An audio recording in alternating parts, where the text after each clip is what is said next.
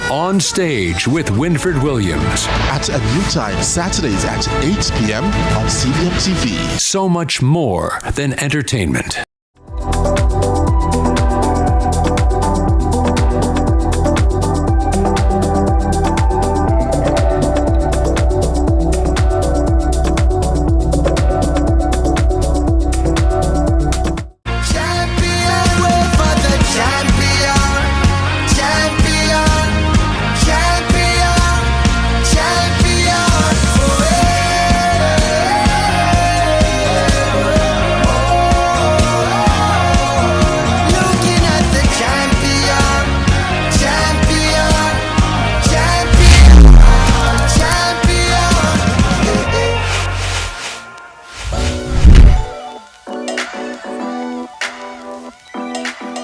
Greetings everyone, welcome to Sunrise Fitness with the WellFit Club. I'm Camila McDonald, your personal trainer and your lifestyle change coach, and today's workout is a lower body blast. We're going to be tackling our glutes, our hamstrings, our quads and our calves. Alright, so you're going to need 2 pairs of dumbbells, you're going to need your skipping rope, you're going to need your mat and a whole lot of energy.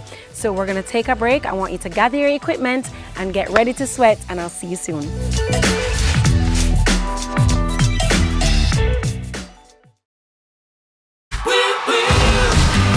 Tell me something that makes a bubble bath even more enjoyable. Candles. Music. Another person? It was going so well. Until... How about some toys? Your daughters are so embarrassed. All new. Good answer. Family Feud.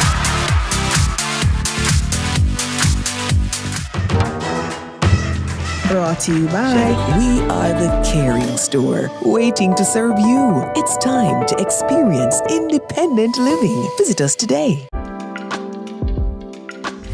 Welcome back. We're going to move right into our warm-up for our lower body blast. All right, so I want you to start just marching right here. We're going to get that heart rate all the way up so we can tackle this lower body blast together.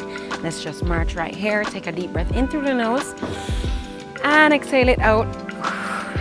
Keep marching here. Nice. All right, we're going to step back with our right and kick. So we're going step back, kick with the left, up, step down and up, step down and up. Let's go down and up and down and jog it out now right here. That's it. In 8, 7, 6, we're gonna take it on the left now. 3, 2, and left back. Let's go down, right up, down, right up. Let's go down, right up, down, right up. 3 more. 3, up, 2, last 1. Very good. All right, jog it out again. Get ready for all that's about to go down here. Give me a twist. That's it. In 8, 7, 6, 5, 4, 3. Step out to the side. Let's go. 1, 2, 3, 4, 5, 6, 7, 8. Again. 8, 7, 6, 5, 4, 3. Knees up. Let's go. Let's go. 1, 2, 3, 4, 5, 6, 7, 8. Again. 1, 2, 3, 4, 5, 6, 7. Take it back. 1, 2, 3, 4, 5, 6, 7. Give me one more round of 8. This is 3, 4, 5, 6, 7, 8. We're gonna raise up, touch the toes, up, toes. Let's go. A part of warming up is warming up the mind and getting ready. Woo. Nice. All right, we're gonna rotate the ankles now. We need our ankles to be nice and warm for all of this lower body blasting. Other direction. Woo. That's it. And other direction. Rotate the left and other direction. Then we're gonna quickly open up the hips. Quickly, couple more seconds, all the way around. We're almost ready to start. Other direction, all the way around. And let's go.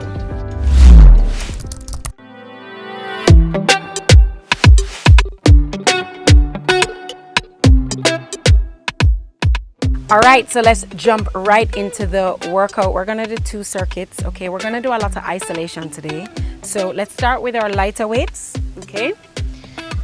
Get them up here on your shoulders, elbows tucked in. So we're gonna start with backward lunges. Ready? Core in really tight, and we're gonna get all the way back with our right, and we're staying on the right. So backward lunge, knee up. Backward lunge, knee up.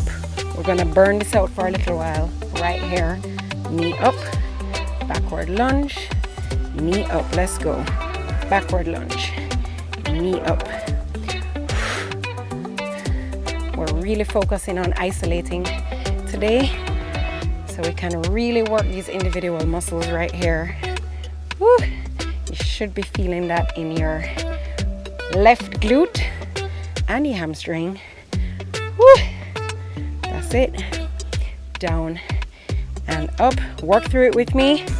That's good. All right, weights down. Skipping rope up.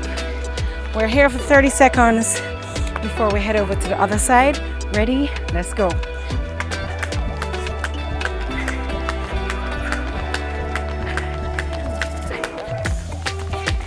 Good job, guys. Stay strong, stay strong. You woke up this morning and made it all the way to your TV screens. Let's make it worth it. A few more seconds, and then we go over to the left side. 4, 3, 2, and 1. Excellent. All right, over to the left. Ready up, and same thing. Backward lunge. Stabilize, knee up. If you're wobbling, that's okay. Just try to stabilize before you bring your knee up. The balance and coordination.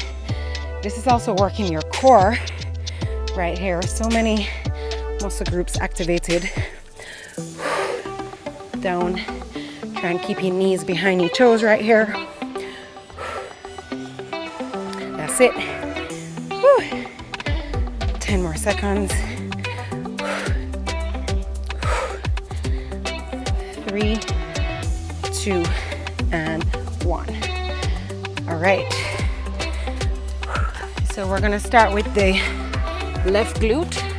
So we're gonna squeeze the leg all the way up, working that left glute. Ready? And go. 1, push. 2, it's almost like you're implanting your heel in your ceiling or up on the sky. Right here. Squeeze. Woo. That's it. Keep that core tight. Looking good. Squeeze up. Push it. Nice. All the way up. Burn it out. Burn it out. You got this. 10 more seconds. I know you're feeling that burn. Woo. 4, 3, 2. All right, we're gonna jump up. Take a very big step forward, 2 hops back. I'm gonna show you the low impact first. So big step out, smaller steps all the way back. All right, again, everybody join me. Big step out and all the way back. If you're joining me for the jumps, follow me. If not, stay right there. Jumping forward, hop back. Again, land softly on your knees, hop back. Let's go. That's it. Hop back. Again. That's it. Hop back. One last one. Nice and low. Nice. Okay, so I'm gonna take our right glute now, all the way down. Get ready and go. All the way up. Good job, guys. Looking good. Squeeze, squeeze, squeeze. That's it. Very good. Woo. Almost there. I know you're feeling that burn. Let's go all the way up. Squeeze it. In 4, 3, 2. All right. As if your legs weren't under enough pressure. We're going to move on to fast feet. Get ready and go. I want you to stay low right here. Moving your feet as fast as possible. Let's go. Give me all the energy. Tap into your inner source right here, guys. Stay low. You got this. Woo! Legs are burning. OMG. 10 more seconds. Let's go. Push it with me. 4, 3, 2. Hallelujah. Okay. So, grab the light weights again. Working with light weights for this round. And then we will increase. All right. Calf raises. Squeeze up. This is like your mini recovery right here. Woo. Take deep breaths. Doesn't that feel good? I know it's tough, but it's gonna be worth it in the end. Squeeze up. Get nice and high. That's it. Core tight. Woo. Good job, guys. A few more seconds here. In 4, 3, 2. Excellent job. Okay, so now we're gonna move down to leg raises. We're gonna work our lower core and our legs for that matter. Now, if you have back injuries, what I want you to do is take it at an angle. Stop right here. Don't go any further. And you can also put your palms underneath your lower back to support you. Right here. If you can, you're gonna go all the way down with me. Almost touching the floor. Hold it and up. For this one, slow and steady wins the race. Down. You can also isolate this core exercise. It's a great exercise to do all the time. The lower core is one of the hardest places in the tummy to control and to improve and to get strong. Almost there. Last one. Very good job, guys. All right, so if you need, take a sip of water. Definitely take a couple breaths. We all need that. All right, so let's just stay here. Breathe it out. We're gonna repeat that one more time using our heavier weights, okay? Breathe in. I really want you to recover during this rest period. Last time. And I want you guys to just close your eyes and think about one thing that you're really, really grateful for. And let's dedicate the next part of this circuit to that one thing, okay? Something that really makes you happy, that improves the quality of your life. In thanks, we're gonna get that power through the next circuit. Sports should be fun. Sports should be interesting. Sports should be entertaining. Sports should be riveting. This is CVM Sports. I'm Jordan Flint.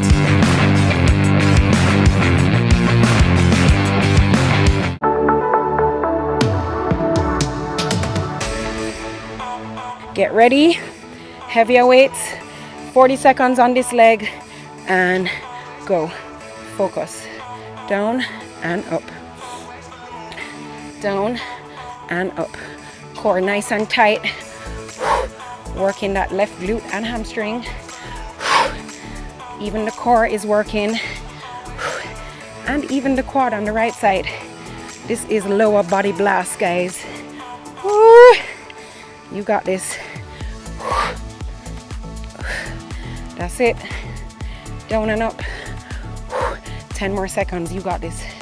Bang it out with me. 4, 3, 2, and 1. Weights down. Ropes up. Get ready. 30 seconds strong. Speed. Ready. And go. Speed and power.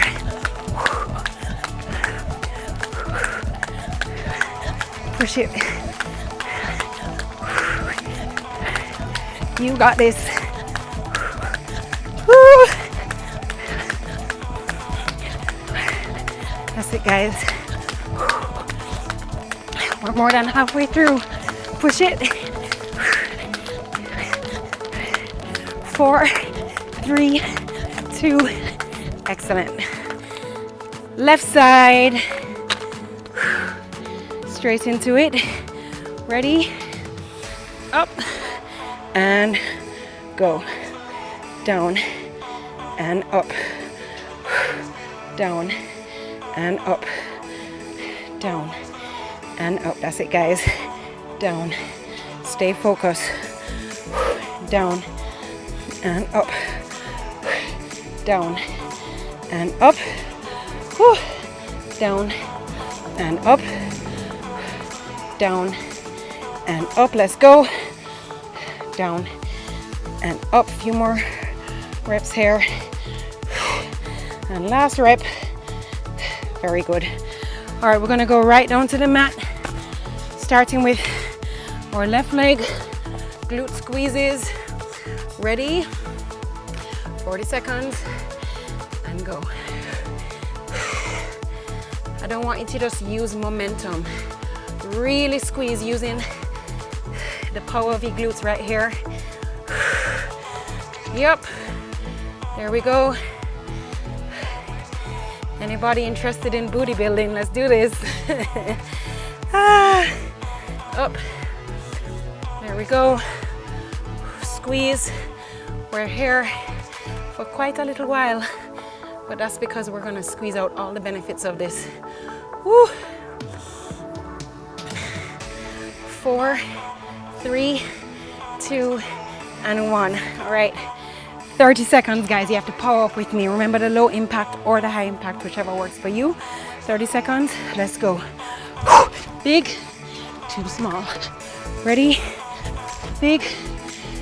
Land nice and light on those toes. You can even get your heels all the way down. The deeper you land into that squat, the less pressure you put on your knees here. And land. Really be intentional about that landing, okay? Don't just bang down on your knees. We want to stay injury-free here. Nice. All right, other side. We got through that. Ready? And 40 seconds, go. Up, up, up. Good. Stay focused.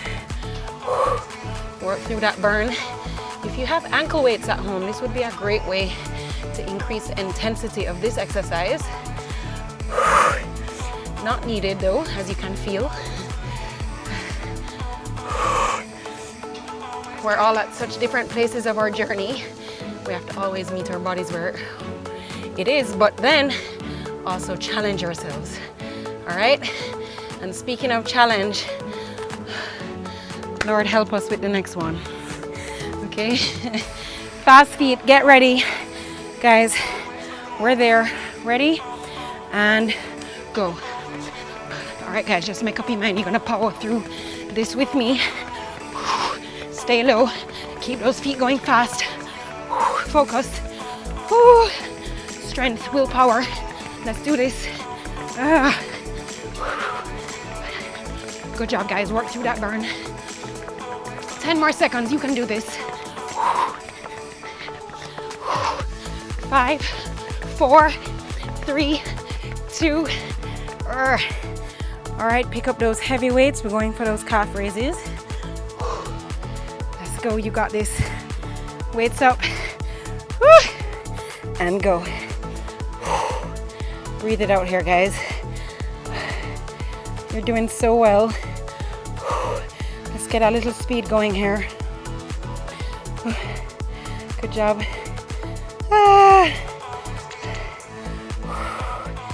Almost there. Last 2 exercises. 10 more seconds here. You got this. 4, 3, 2. Excellent. All right. We're lying down for leg raises. And then we're going to our stretch, okay? All the way down. Get ready. In 3, 2, 1, and go. Down and up. Down and up. Remember to stop halfway if you have back injuries, especially lower back. And up. Just stay focused with this, guys. Your abs do get stronger and it gets easier. Again, consistency is all that matters here. Woo. Good job. All the way down and up. A few more seconds. Woo. 4, 3, 2, and 1. Let's just pull the knees into the chest. Good job, guys. Now I want you to pull your knees over to the left, all right? Looking over the right shoulder. That's it. And other side. Good job. All right, let's sit up. Shake those knees out. Whew, you should be feeling that stretch all across your legs from your inner thighs all the way to your knees. We're gonna extend that left leg forward right here, and we're gonna put the right behind us, and we're gonna breathe in and extend our fingers all the way to our toes or as far as you can go. So let's deep breathe in. On the exhale, take it all the way over and hold. Now we're gonna take one more deep breath in, and you're gonna get a little bit deeper into the stretch. Ready? Inhale and exhale. Very good. And other side, right leg in front, left leg bended. On that inhale, raise up, exhale, and breathe it down. Take another deep breath in and exhale it even lower.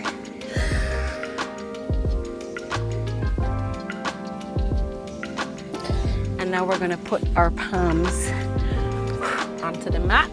We're gonna use our elbows to push our knees outward so we can get a nice inner thigh stretch right here. So come up on your tippy toes, get the backs of your elbows right here, lean against your elbows and feel that stretch. Very good job. Can move it around. Nice. And let's roll all the way up. Woo. Let's do a standing quad stretch right here. Whew. You guys are doing such a good job.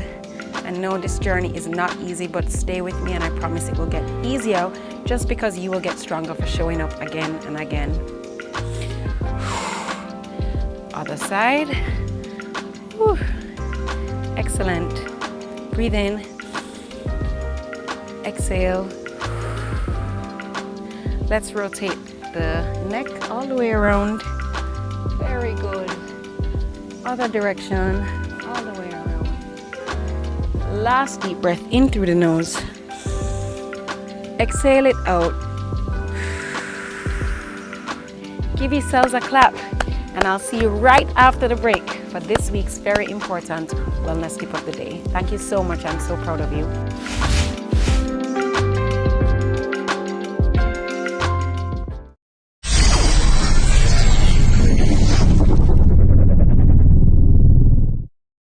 Reggae is global. Reggae is everywhere. Yeah, reggae is my life, you know, because if it wasn't for reggae, I don't know that walk out saying did or something. We have something which the world crave even right now.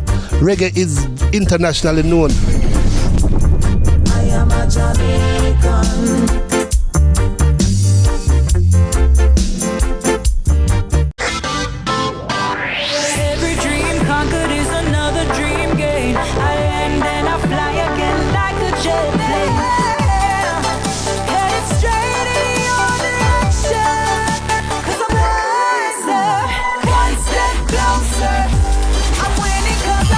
So hard, and the music keeps on playing, and the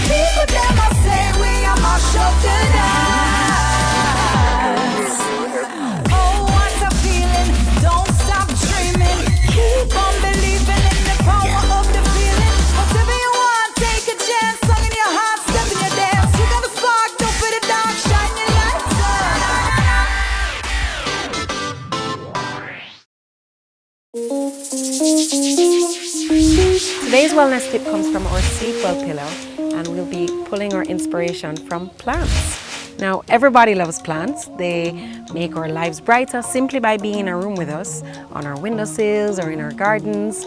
And aside from appreciating them for how they bring a space to life, did you know that plants can actually help to induce sleep? Their natural fragrance can help to regulate the nervous system and help you fall asleep faster. And specific types of plants also improve sleep quality throughout the night by reducing the number of times you come out of deep sleep throughout the night, okay? So I wanted to share 3 plants that will contribute to a better, more restful night's sleep, helping you wake up feeling refreshed. So let's start out with lavender.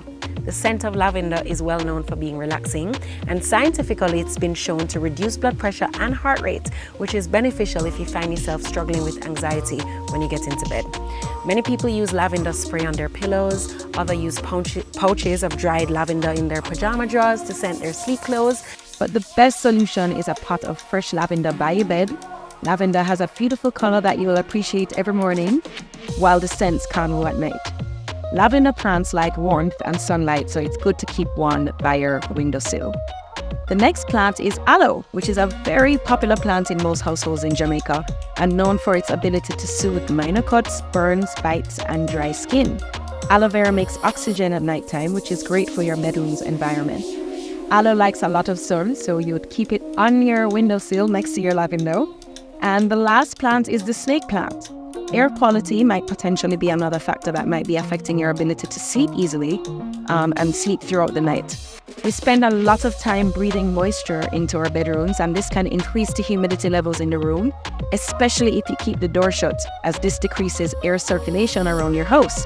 So high humidity increases the likelihood of mold and dust mites, which can affect your ability to breathe and leave you with a poor night's sleep. Snake plants are great at pumping oxygen into your bedroom to improve your air quality, and their large leaves are also good for removing plenty of harmful chemicals in the air. So lavender, aloe, and the snake plant are all extremely beneficial to add to your lineup of plants in your bedroom to ensure you get an incredible night's sleep, which will only ensure a powerful day ahead. Thank you so much for joining us for another episode of Sunrise Fitness with the WellFit Club, and we will see you soon again for another strong workout and wellness sesh. Thank you so much for joining us today.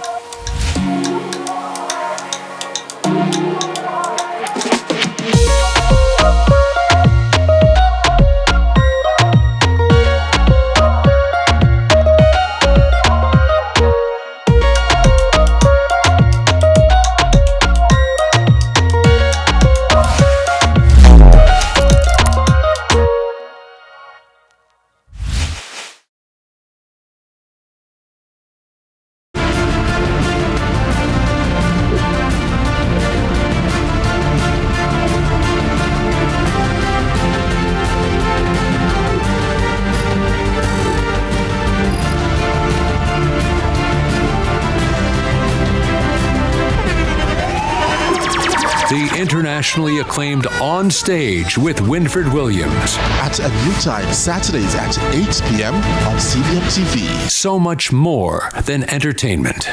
When I actually won my last Olympics, I was ready to retire. I never want to run for a championship. To the point where I tell coach, I not train for 200 in a big man. Bills me train for. One teacher bet me, if I win, I get a box lunch. So say less boss. Jamaica, so I'm not too put you in a bad life, because a whole part of things out there will have a shadow over already. Now figure push that. Yo, you see Shelly, big man. My link Shelly, I met Shelly. You really good. I say it's a mother race. The Cut, brought to you by Flo and Ray Nephew. Now I'm where I wanna be. Rise with Sunrise. Start your day with a quick health check and morning checkup.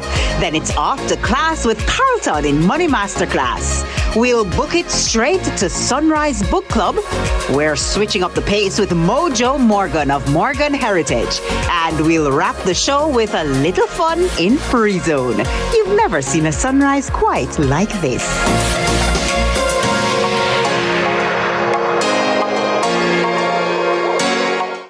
Every time you a link with a condom, coulda Rosie, coulda wife, coulda be a random. Do it for your best life. The time by the Ministry of Health and Wellness is 6 o'clock. Tell the people how the music is coming your way.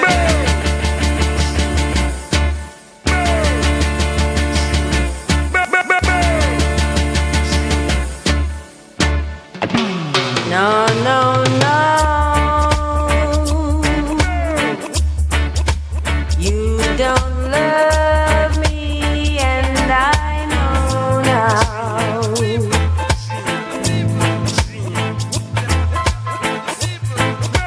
No, no, no.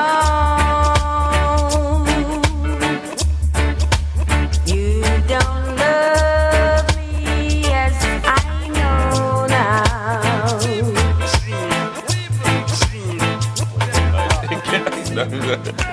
Cause you left me, baby, and I got nowhere to go now. But right here on Sunrise, of course. Stay right here. Good morning. Don Penn in your ear. Good morning, Don Penn. Good How are morning. you doing? One of the voices of reggae music. And of course, you know, it is still Reggae Month. It is still Black History Month. Black and I'm proud. And we say good morning to everybody of the Negroid race. Up, ye mighty race. You can accomplish what you will. Absolutely. And remember, without confidence, you are twice defeated in the race called life. And so, you know, believe in yourself. Get up. A lot of black people have done so well, have done so much, have invented so many things, have pioneered so many things, and I mean, engineered so many different innovations. And listen to me now, black people, if we just really hone into our greatness, our intellect, or knowledge or wisdom, we would be an unstoppable race. There are so many people, Dennis, who want to be like us. We have that je ne sais quoi that so many people... Quality where they can't put into words. As the boss said, the joie de vivre. The joie de vivre. Joie de vivre. The joy of life. You understand me? Because then it's certain things that we take for granted and certain things that we just do naturally. It's a natural aura. Other race, them just not have it. Them just don't have it. You understand me? And in particular, with not just black people, Jamaican people. Jamaican people have a thing. We have je ne sais quoi times 2. Oh gosh. And we have joie de vivre in HD. It is amazing. And then it's when you travel abroad that you realize it. Because like you take it for granted here. Yeah.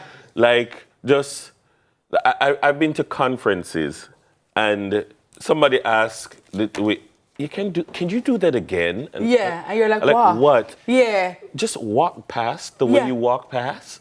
Jamaicans have a walk. As you said, you talk about being overseas, Dennis. You can just tell a Jamaican without a Jamaican even uttering a word. Just how we carry ourselves. Promise you, I'm gonna walk. We just go sit in that. Sometimes even like some of the nicknames that we have in Jamaica, I just know that nobody else has that. For example, I've never heard anybody of any other race named Tapa. Tapa. Tapa Dan. Tapa. Wagwan Tapa. Yes, original girls, man. Tapa. Like, okay, who name that? You know what I mean? And we do it effortlessly, and it just speaks to who we are and the level of creativity and spontaneity and spontaneous creativity that we have. Is like, how I want to do it. I want to do it. You know, as we speak of spontaneous creativity, like I was wondering, like you feel young this morning or something? Me? Yeah. Let me feel young every day. You come young every day. Like, you walk in this one, I'm like, Bandu. Oh, yeah. I'm like, Bandu. Bandu. Say, if you think I'm going to make it slip. No, you come in with a bandu. When last you wear a bandu? You know what? I do wear bandu sometimes. Really? Yeah. Picnic wear no, it's a big man bandu. Remember, you have picnic bandu and you have big man bandu. Bandu used to run the place back and I had my bandus. I used to hang your bandu them. See there? Yes. Thank you, Tanisha. Yes. I come in like years now when I say a bandu. As a hot girl, I have a bandu. You understand? Youthful exuberance.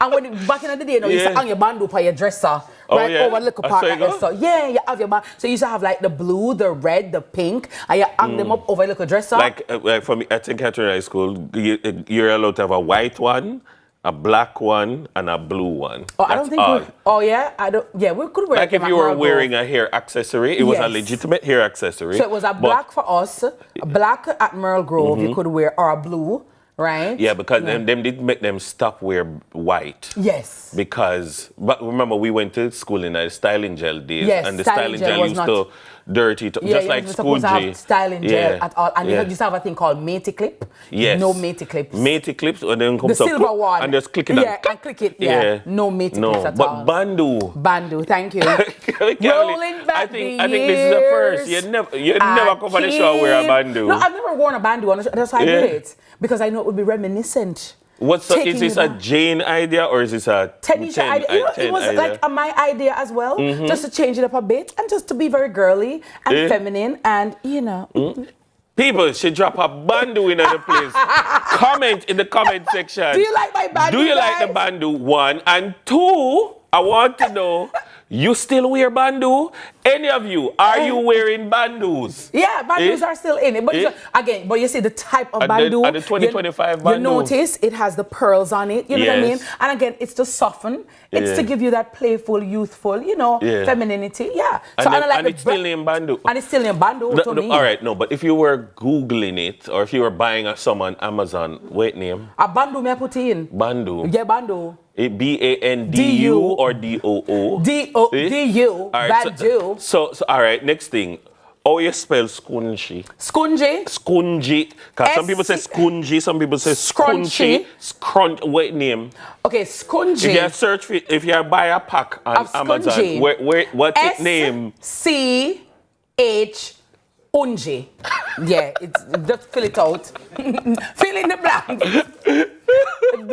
Yeah, Bandu and Scungy. What were the hair accessories that you used to do? The used to do the peacocks up in there? No, I couldn't do that. Like my mother would not allow that. Peacock, hello, study a book, go outside. You mad?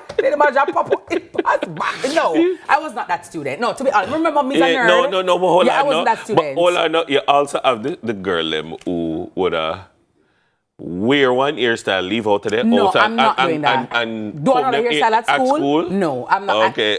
My mother had bionic eyes, so I just feared her. I don't know. She's gonna look through the operating theater. I don't know. Through her laryngoscope or stethoscope, and next thing she got sister. And I wasn't that person. But I didn't really want to change it. But I just have a friend named Jilly. Yeah, Jilly and Henry. Hi, Jilly.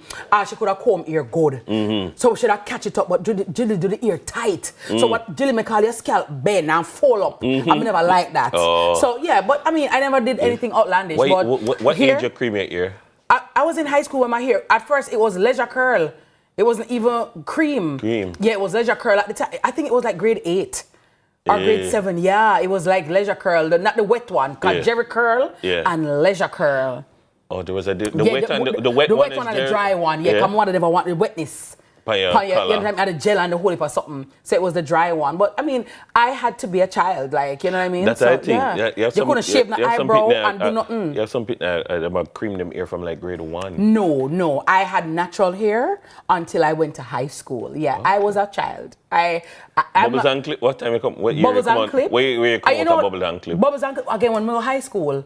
So high school, now you start get the little leisure curl and, but still it had to be very modest. It was never anything outlandish and I do the things them. Because if my mother ever feel like you smell like and think a charm, it's going to be a problem. Houston, we got a problem. So keep the children as children. That's why I tell people, keep the children as children. If I give trouble now as an adult, any trouble that I give now, I am licensed to give it. Because I had to live out my childhood. And you see like Michael Jackson, have you seen my childhood? I know some people child is, right?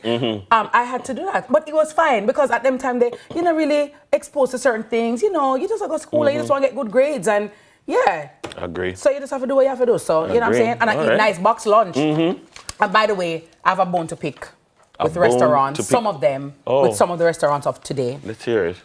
Let's hear if it's the same bone I don't know what has been this new shift to restaurants not putting vegetable in your food. And even if they put the vegetable in your food, it's like you're at CVM here at Constant Spring Road, and them stay from Oche and throw in the vegetable sauce, and it's a little piece of vegetable. Ladies and gentlemen, steam look in veg my or raw eyes. veg? You know what? It depends. It doesn't really matter to me, right? It depends on what me I eat, you know? So sometimes you take a little steamed veg, you look at oxtail or, you know? But rice and peas and fried chicken, you go with raw veg. But I'm saying vegetables are very important and necessary in our diet. Don't ask me, veg or pasta?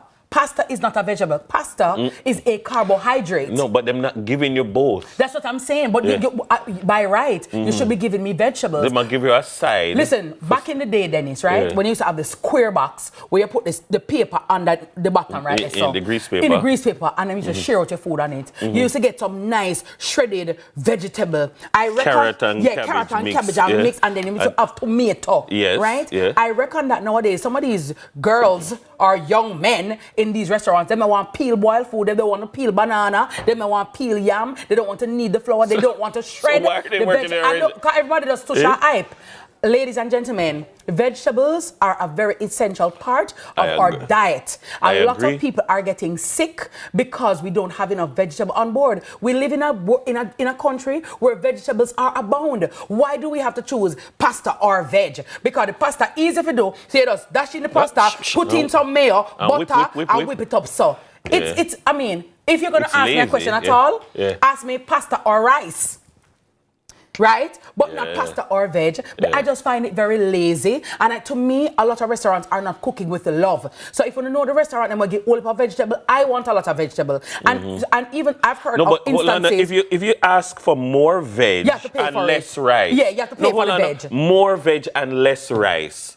I'm saving you rice. Why are you charging me more for more veg? I have no idea. And some people have all two types of vegetable. You have the regular one where you put in, and you have the pretty vegetable where you have to pay extra for. Ladies and gentlemen, I'm asking restaurants all across the island, the length and breadth of Jamaica, vegetables are necessary. And we like, some of them use a barefoot food. Me not do barefoot food. And barefoot food, by the way, is food without vegetables. You know what I mean? Source of food. No, vegetables are important and we need more veg. Please, when a pear season, put piece of pear on the plate now. When a planting season, put piece of planting now. All the difficult and hard, so the things are out there. Stop being lazy. Your customers need it. So on behalf of... Go to Coronation Market if you, and on a Thursday early. Go early on a Thursday and get the things. And Dennis, it's not like the box food nowadays is cheap. Box food is very expensive. So at the very least, give me a balanced food, no man. Make it just nice. Absolutely. Put a little piece of pear and a piece of plant. Look at niceness. That's right. Come on, man. All right. Yeah, man. All right, we have a great show planned for you today. But before that, let's get straight into your Thursday morning mixtape. Yeah, man. To get your day started, let's run that track. Select up. Yeah, man.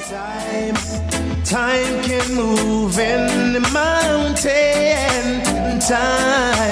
Time will make you realize someone's in love with you.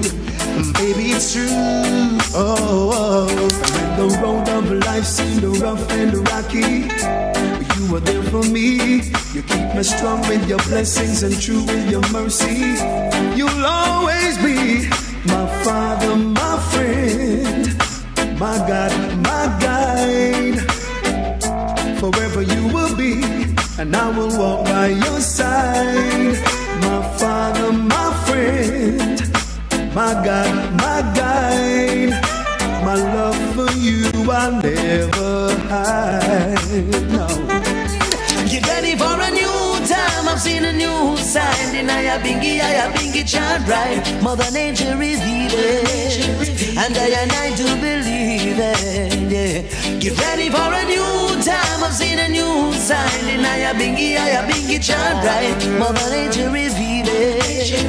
And you should never burn your bridges behind you, 'cause you never know what life has in store for you. Always do the good and good will follow.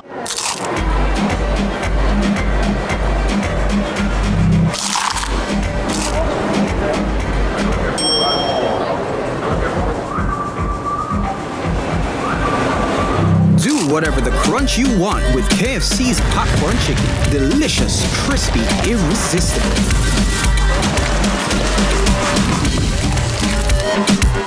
Now available in hot and spicy. KFC, it's finger-licking good. Tired of the high interest rates and the whole heap of loan payments every month? Take a debt consolidation loan from AIM to pay credit card bills and all other high interest rate loans from other institutions. Make one low monthly payment to AIM and take home some extra money in your pocket. That's financial freedom. One loan, one low payment, more money in your pocket. Call AIM today to lower your loan payment. And remember, you won't find a better deal elsewhere. Guaranteed. Small business owners and independent contractors get affordable insurance with Sagicor Pro Shield. The time by Sagicor Life is 6:15. A father's promise. A mother's lasting legacy. Happy birthday, my beautiful one. Cherished forever. Each year passes. Protection of love remains.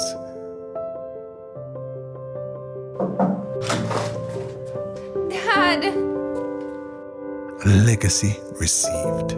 Your love lives on with life insurance from Sagicor. Ready, tech, grow. Business is fast, easy, flexible, and costless. Oh, entrepreneurs, let's go digital. The Government of Jamaica and European Union present Digital Jamaica Training Series. Learn how technology grows your business. Choose the right digital tool. Manage your staff, customers, and money digital. Data security and privacy. Artificial intelligence. We'll be in every parish. Apply online. www.jbdc.net. Log on fast. Digital Jamaica. Powering connectivity for MSMEs.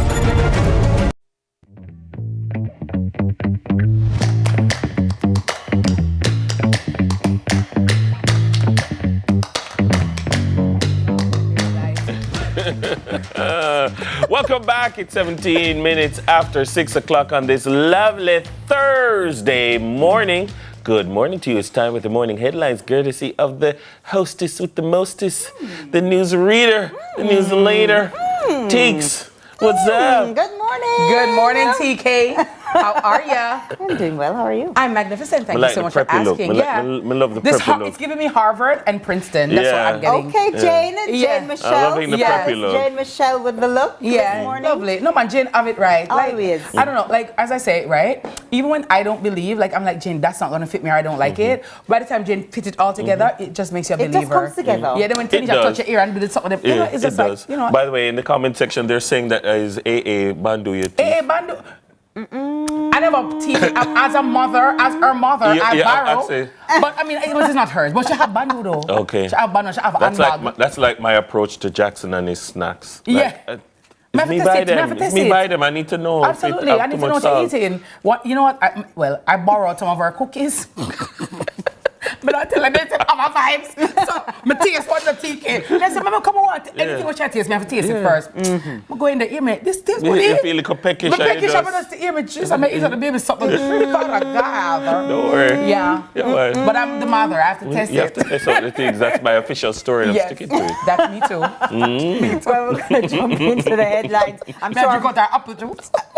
Not the apple juice. I did. Don't do it. The puree. Mango puree. I'm nice to you. Listen to them. It tastes good. Listen to the two of them. Enjoy the puree. Good morning to the parents who taste on behalf of the babies. Yeah, you have to test it. Right. Well, speaking of parents, this will be a very good notice for them as well as people in this area. First headline, water supply will be interrupted for several communities in St. Andrew on February 21. So the National Water Commission has announced that water supply will be interrupted for customers in Forest Hills, Belvedere and surrounding areas in St. Andrew Friday, February 21, which of course is tomorrow, from 10 a.m. to 6 p.m. Wow. This interruption is necessary to carry out major leak repairs on the transmission pipeline at the Forest Hills Deep Well. Affected areas, listen out if this is you, include East and West Kirkland Heights, Kirkland Crescent, Kirkland Avenue, Stanmore Terrace, Stanmore Drive, Brentwood Terrace, Forest Avenue, Forest Drive,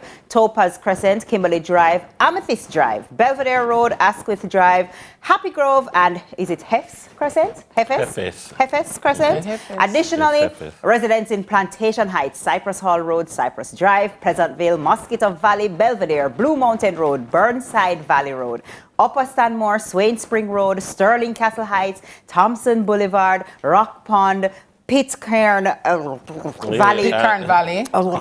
Yeah, man. Alpine Road, Lees Lees Flat, Flat. Rock Hall, the Coopers Hill, and Queen Hill areas will also be impacted. I gotta tell you, never make TK have a free water bill. Right? People I take water after that. No water bill for TK For this TK, month. none. But I like that. I mean, obviously nobody wants their water supply to be interrupted, but I really appreciate the people, notice, please. right? Yes. Because we do understand that repairs have to be done from time to time, but just give us ample notice so that persons can catch water and do what they need to do. So a word to the wise is sufficient. Yeah. That people prepare themselves accordingly. I hope water will, what I didn't hear is whether or not water will be trucked to the affected areas. That I'm not sure of. Because you have a duty, you owe them a duty of care, really.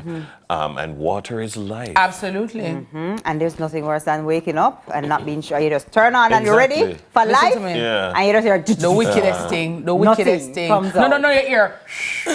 In that little pipe. The pipe will clear him through. Yeah.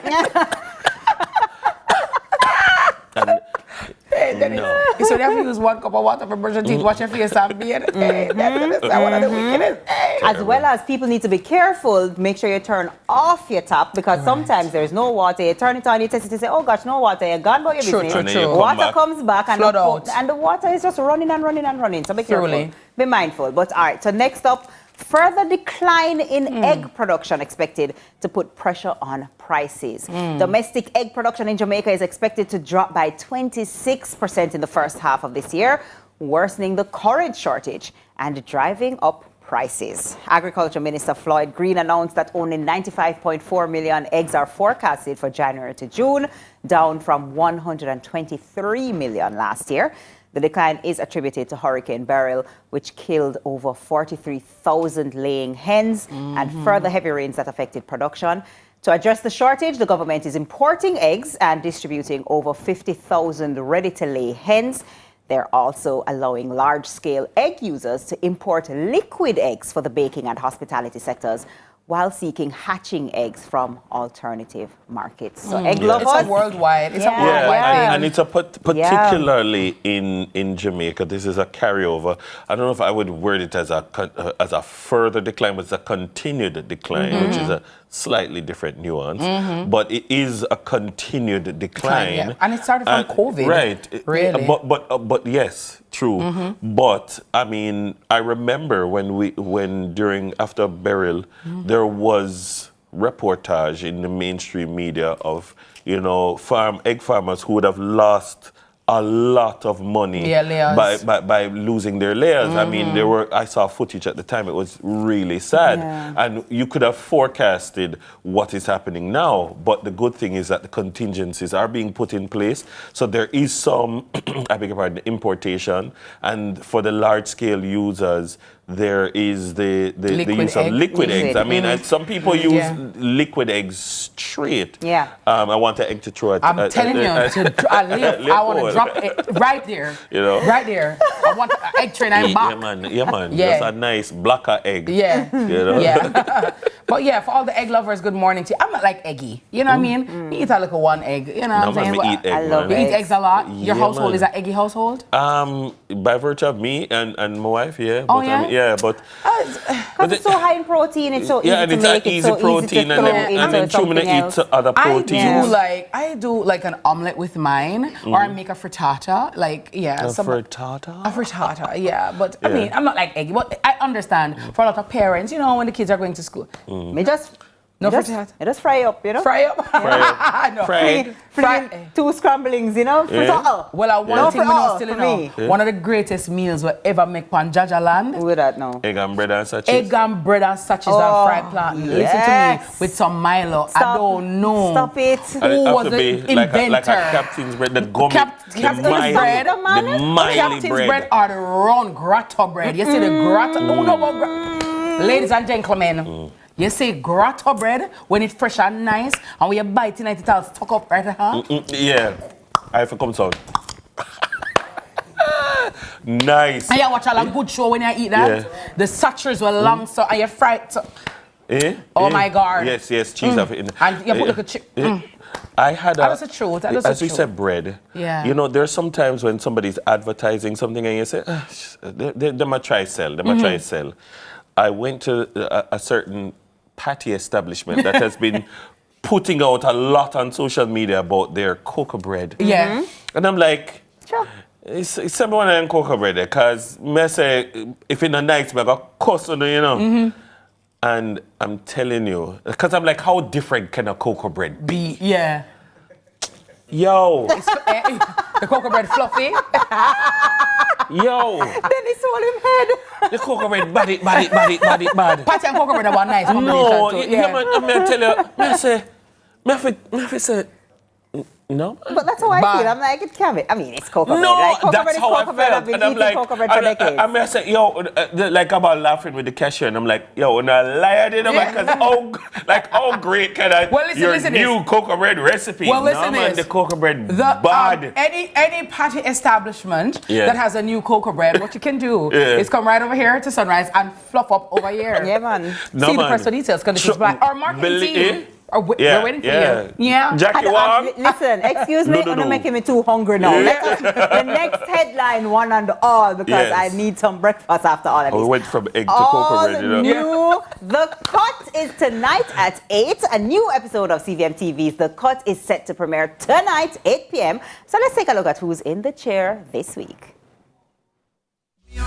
When I actually won my last Olympics, I was ready to retire. I never want to run for a championship. To the point where I tell coach, I not train for 200 in a big one. Bills me train for.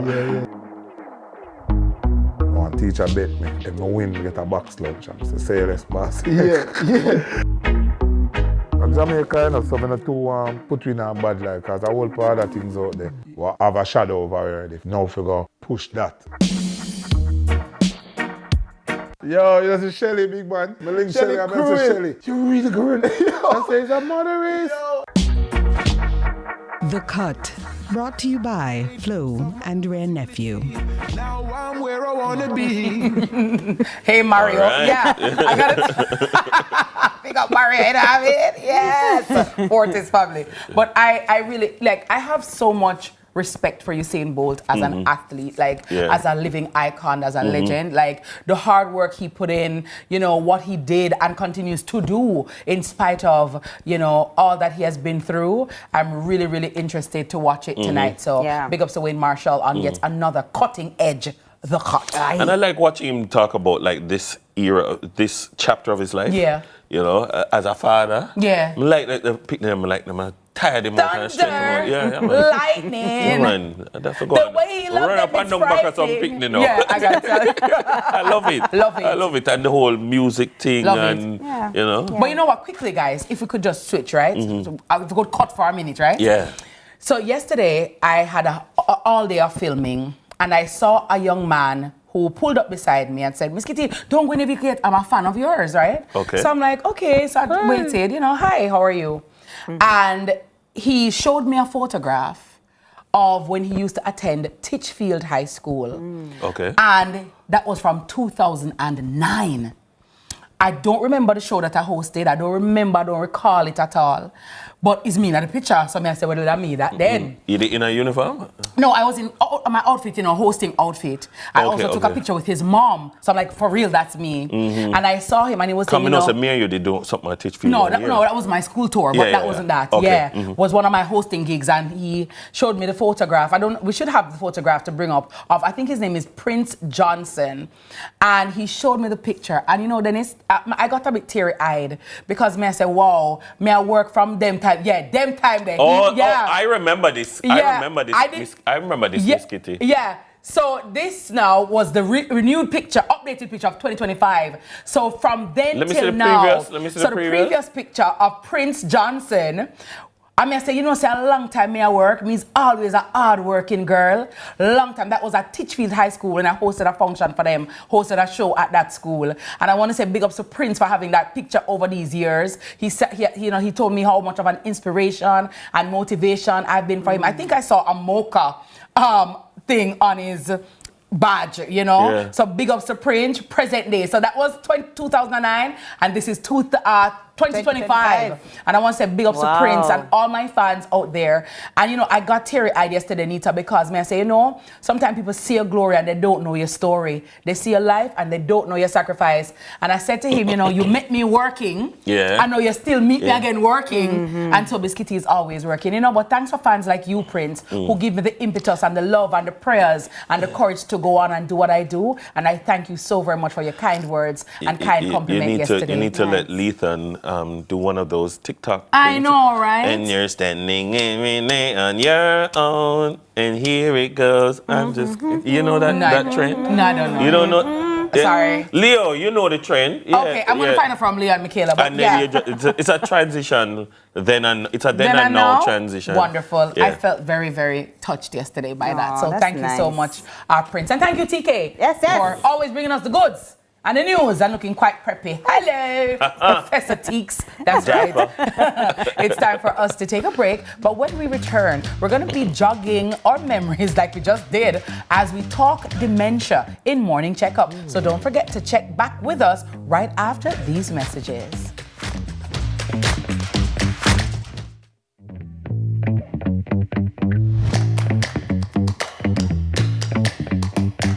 We are proud to supply all of Jamaica with the highest standard of gas products to keep you safe and well taken care of. Choose well. Choose IGL. The time by IGL is 6:30.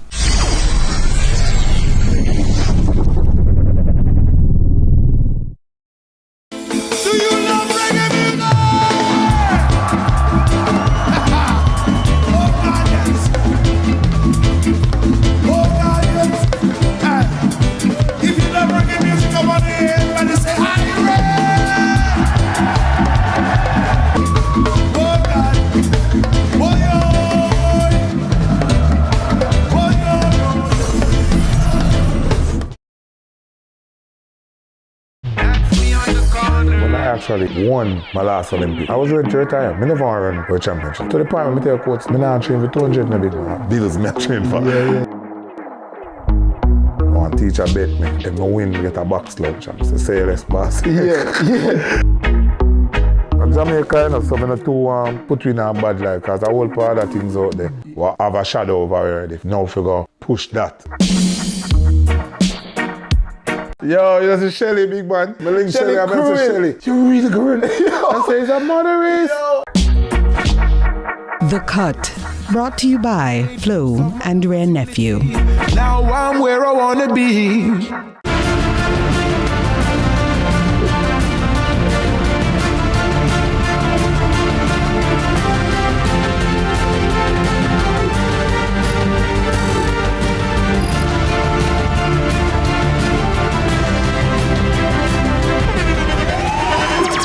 The internationally acclaimed On Stage with Winfred Williams. At a new time, Saturdays at 8 p.m. on CVM TV. So much more than entertainment.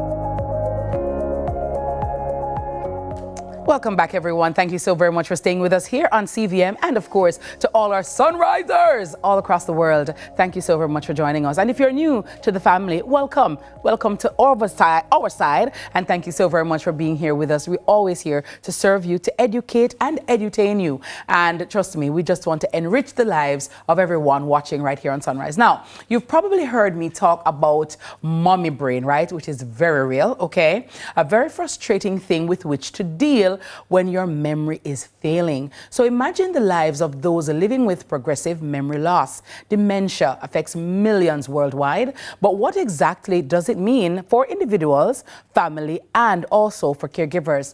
That's the focus this morning in Morning Checkup with the Director of Mental Health and Substance Abuse Services, Dr. Kevin Goldburn. Good morning, sir. How are you, Doc? Fine, thank you for having me here. Very well, thank you so much for being here, Doc. Many Jamaicans are dealing with this very issue right now as we speak. So what is dementia and what exactly is the cause? So dementia is a brain disorder, and it's a very chronic and progressively get worse with time. Yes. And we have a change in person's mental function, meaning that the person's ability to think, to reason, to make decisions, memory impairment occurs.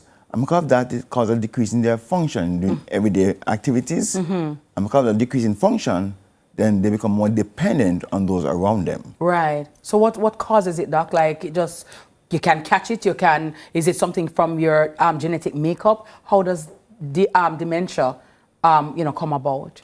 So dementia is a general term for conditions like this. You have like Alzheimer's disease, you have vascular dementia, you have dementia due to Lewy bodies.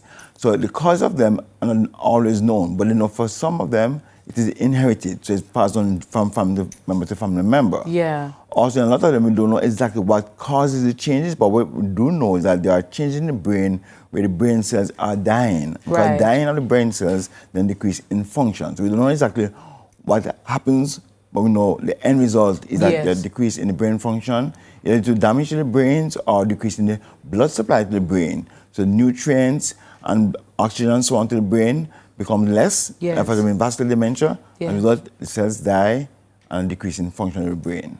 So, all right, talk to me about what it presents like, because sometimes family members or non-medical persons like myself, you see your family member, let them remember something, or you yourself remember something, and you just chalk it up to, oh, sure, why, I'm hungry, or whatever else. How does it present, and can early detection make a difference? So for example, like you have different types of cancer, stage 1, stage 2 to 4. Is dementia like a stage thing where if you catch it early, you can avert some of the issues and problems? Yes, so the early signs of it include, for example, a person may not consistently remember things that just happened recently. So the short-term memory is more affected. Oh, short-term memory. Yes. So like I don't remember where I put my key. Right, or you don't remember when last someone visited you or what you ate for breakfast this morning. So you remember those events that happened recently, you don't remember, but long-term events, you still remember those things. Okay. And they affect person's ability to function. So things that you normally do, like cooking and other things, work-related things, my families have not able to do things as well as they used to do before. Okay. Making small errors, small mistakes. I mean, boiling water and boil out of water and burn and so on. So you have a decrease in function, and they have ability to remember persons. They find it difficult to remember persons that they normally would know from members, co-workers and so on. Initially, it may just very insidious. Family members may not even recognize at first. Right. And over time. Because we do forget things from time to time. Yes, so you might just think, oh, it's a little bit of forgetfulness. Right, but before it progresses, Doc, what can we do, or is there anything that we can do? Yes, so one we can do is try to prevent it first. And prevention includes controlling non-communicable diseases like diabetes, hypertension, high cholesterol, which we know are underlying causes for the vascular dementia. So if you can control the high blood pressure, diabetes, decrease cholesterol, stop smoking, and increase physical activity, all those enhance the brain's function. But what other things we can do is also do early screening. So what we're trying to do, especially in our primary care doctors and health centers and private doctors, is trying to do early screening. We have different instruments we can use to assess one's ability to remember things. Simple things like date, where you are, what season we are in, just remembering 3 words. I might give you 3 words and say, oh, well, you can recall those 3 words. So at what age should we start doing this? And can young people, because normally you hear about dementia, it's normally in senior citizens. Can dementia happen in young people too? And what's normally the age then we should get these cognitive tests? Well, over 60 definitely. 60 or over 60? Yes. But it can occur in younger persons due to like tumors or head injury or HIV. Can cause dementia if you have the vasculature of the brain. So it can be earlier in younger persons. But commonly, as you mentioned before, it's over 60 years old, a person are more likely to develop dementia. How common is it in Jamaica, Doc? Is it very prevalent, dementia in Jamaica? Well, our study has shown that in 2010, we were about 200,000 persons over age of 60. About at that time, we found there were about 19,000 persons with that. Wow. And probably by 2030, we have about 30,000 persons will have dementia. And by maybe 2050, about 55,000. So it's fairly common. Fairly common. Doc, talk to me and talk to our family members, our caregivers, how they can treat their loved ones who may be having dementia now. What help can they seek? What health facilities are available to them? So we have medication that can also be used to treat persons with dementia, where you can actually slow down the process. There's helping in terms of how to relate to them. So what you want to do is to make sure that you, because of the decreasing function, provide whatever they need. So if they can't dress themselves, allow them to dress themselves, make sure they have enough food to eat, make sure they are safe, because sometimes they can wander away. Yes. So you want to ensure they are kept in a safe environment where persons can observe where they are. You also want to make sure whatever they can do for themselves, you allow them to do for themselves.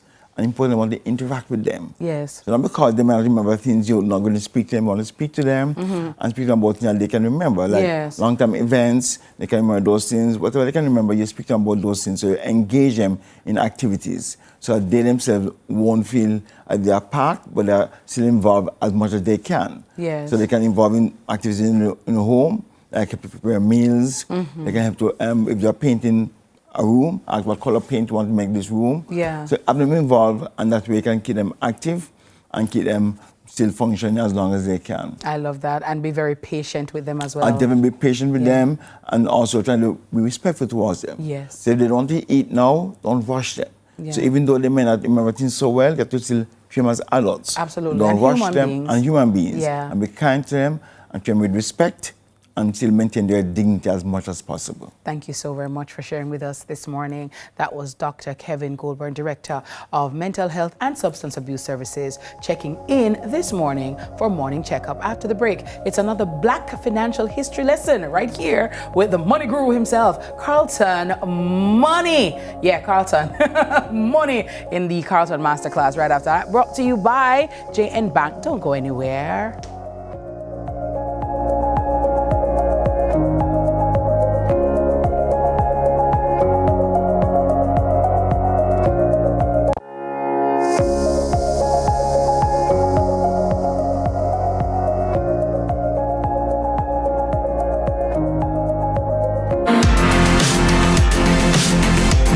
I used to be a resident in Portmore, and I remember the long lines trying to get into Kingston before the highway.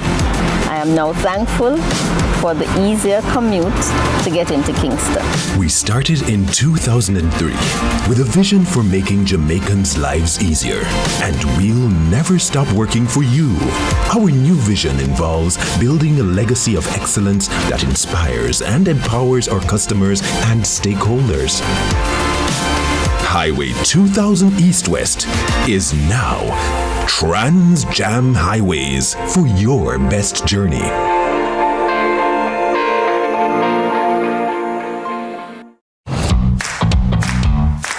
Need auto insurance? Advantage General puts you in the driver's seat. With Advantage General Online, you've got the green light to request a quote, get insurance, submit claims, even pay your premiums online. Go from zero to insured in 10 minutes. All done. Advantage General, a member of Sagicor Group Jamaica. Jamaica Post is committed to being your preferred logistics partner. Enjoy the convenience of 3 to 5 days for international shipments at competitive rates and next business day delivery for local packages. Take advantage of our fast, reliable and ever-evolving services. Zip Mail, Click and Ship, Fast Track, EMS, Parcel Service, Registered Mail, Corporate Mail Service and Private Letterbox. Access customer service support and track packages online. Visit our post offices island-wide and premium service centers at select locations. For more information, go to jamaicapost.gov.jm. Conditions apply. The power of us. The power of us. I'm saying it one more time so it rings into your subconscious. The power of us. This is the theme for a Black History Month mini gala being put on by San Myrna Foundation. It's going to be held on Saturday the 22nd of February at the Police Officers Club at 34 Hope Road. Admission is $2,500. All proceeds go to charity. Stephen Golding, your guest speaker. Dee Burns, your special performer. And Miss Perdigran's son, your MC. Meet me there. Tickets available at Fontana Pharmacy in Waterloo and Barbican, Kaya Herb House on Lady Musgrave Road, and Amaraki Cafe by Constant Spring Golf Club.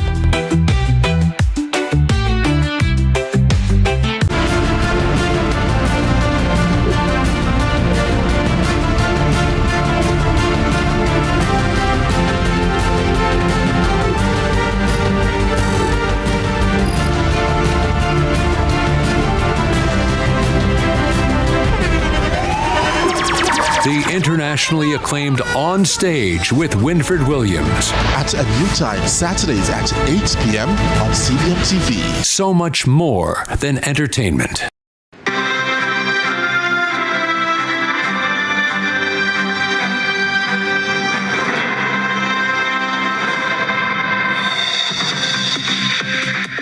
Control your energy whenever and wherever. JPS, powering what matters. The time by the My JPS app is 6:45.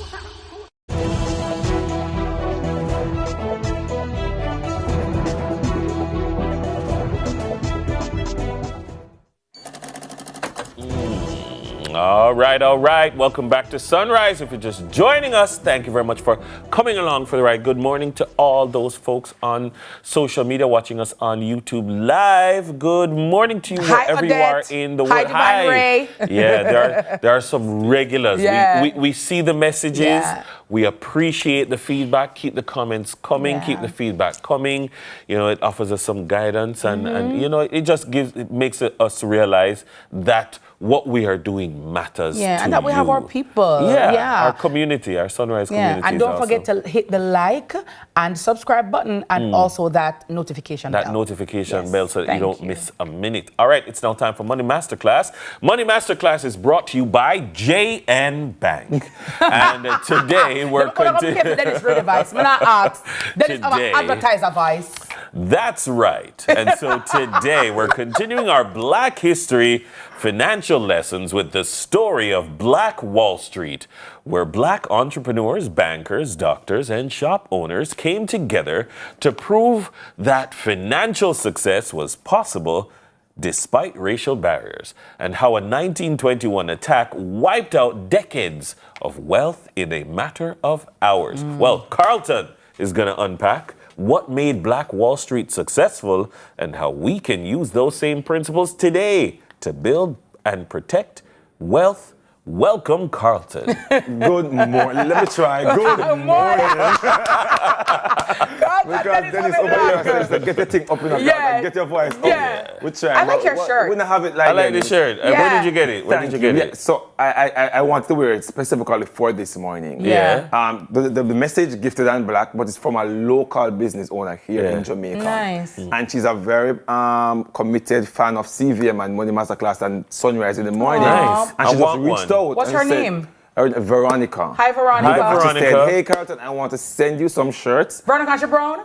Yes. I should work at the airport? I don't know. She's still work. Oh, Veronica, you big up yourself, girl. Yeah. You know what I like about the shirt? Like, I could wear it because it doesn't say young. Well, you are young, Benny. Oh, no. No, I'm joking. No, man, you're young. No, I'm at the age where, like, somebody in their 60s and 70s will still refer to me as you young people. But those in 20s are telling us how old I am. My son's telling me that. We're not old enough. But we're definitely not young, yeah? Well, what comes to my mind is young, gifted, and black. That's what we are. Yeah, Bob Andy and Marcia Griffiths. Yeah. Nice. But we want to jump into because when I went into a rabbit hole on Black Wall Street, for those persons who don't know or understand what it was an area overseas in the US at some point in time where black persons came together and they were so successful financially. Yeah. A community in Greenwood, Tulsa, in Oklahoma, really and truly,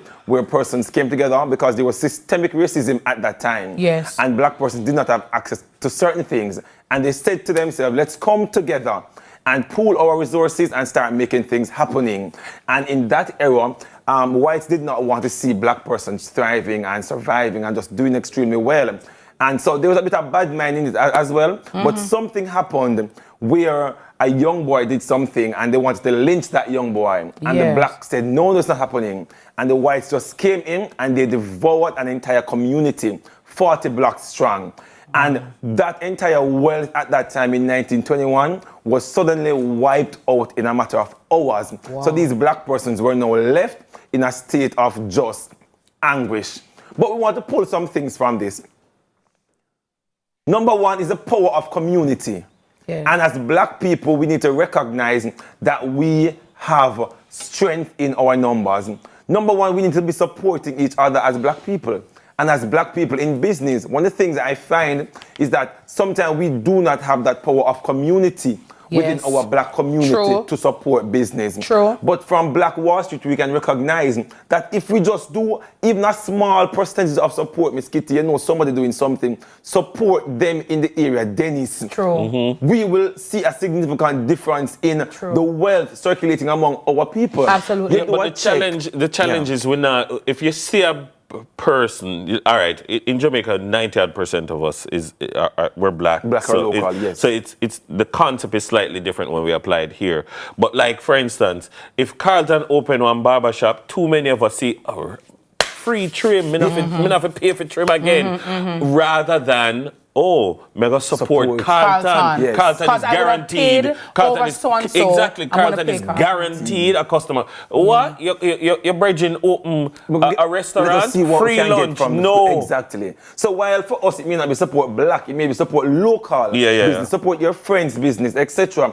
Use local services. Then you just gave the example a while ago. You're bridging open a barber shop. Them start sell cookie. Them start the nails. Them start something. Start a training program. Something of that sort. Into that we support participating in local events. Number 2 is to diversify and to decentralize wealth. So on Black Wall Street, I know at that time it was out of a necessity why they were in one area. You know, they built one area. But that was also something that we need to improve on. We as a generation now who want to pass on wealth, we must diversify our assets. In their case, everything was wiped out in minutes, Dennis and Miss Kitty, because it was located in one area, one place only. No, we shouldn't be doing that. All your real estate assets, Miss Kitty, cannot be on one. You can't buy 10 apartments on one building. Gotcha. That is not advisable. Because if something happens to that one building, everything your entire thing is wiped out. Gotcha. So you buy an apartment here, so Dennis. You buy Mr. Lana St. Mary, Dennis. Then you buy one townhouse on a Mandeville. I like and then how that sounds. sweet but bad. It's sweet but bad. But it is advisable that you diversify your portfolio. Your assets. It comes down as well to your investments. You don't put everything, as we mentioned, on the stock market. Because over the last 2 years, we have seen that it was not performing as well it was post 2019, 2020, thereabout. So you diversify what is that you are investing. And as well, you know, obviously your income streams as well must be diversified. On Black Wall Street, many persons, your income was just from that one area. That is a challenge. Number 3, on Black Wall Street, they prioritize financial literacy. They passed on the information. Why are you holding something good? As black people, as local people, you hear something is working out. You hear our business ideas working out, but you know what we say? Wow, this will work for me good. Me I keep it to myself because I'm me alone. There is space at the top for everybody. If 3 of us are at the top, it doesn't mean that one must come down to allow somebody else to come back up. We can all survive and thrive as black persons. I want us to prioritize financial literacy. Go read a book, educate yourself, watch Money Master class, go and get the information. It is out there, and as black people, we have a responsibility to ourselves and to our legacy behind us to ensure that it's done. Number 4, protection of your assets.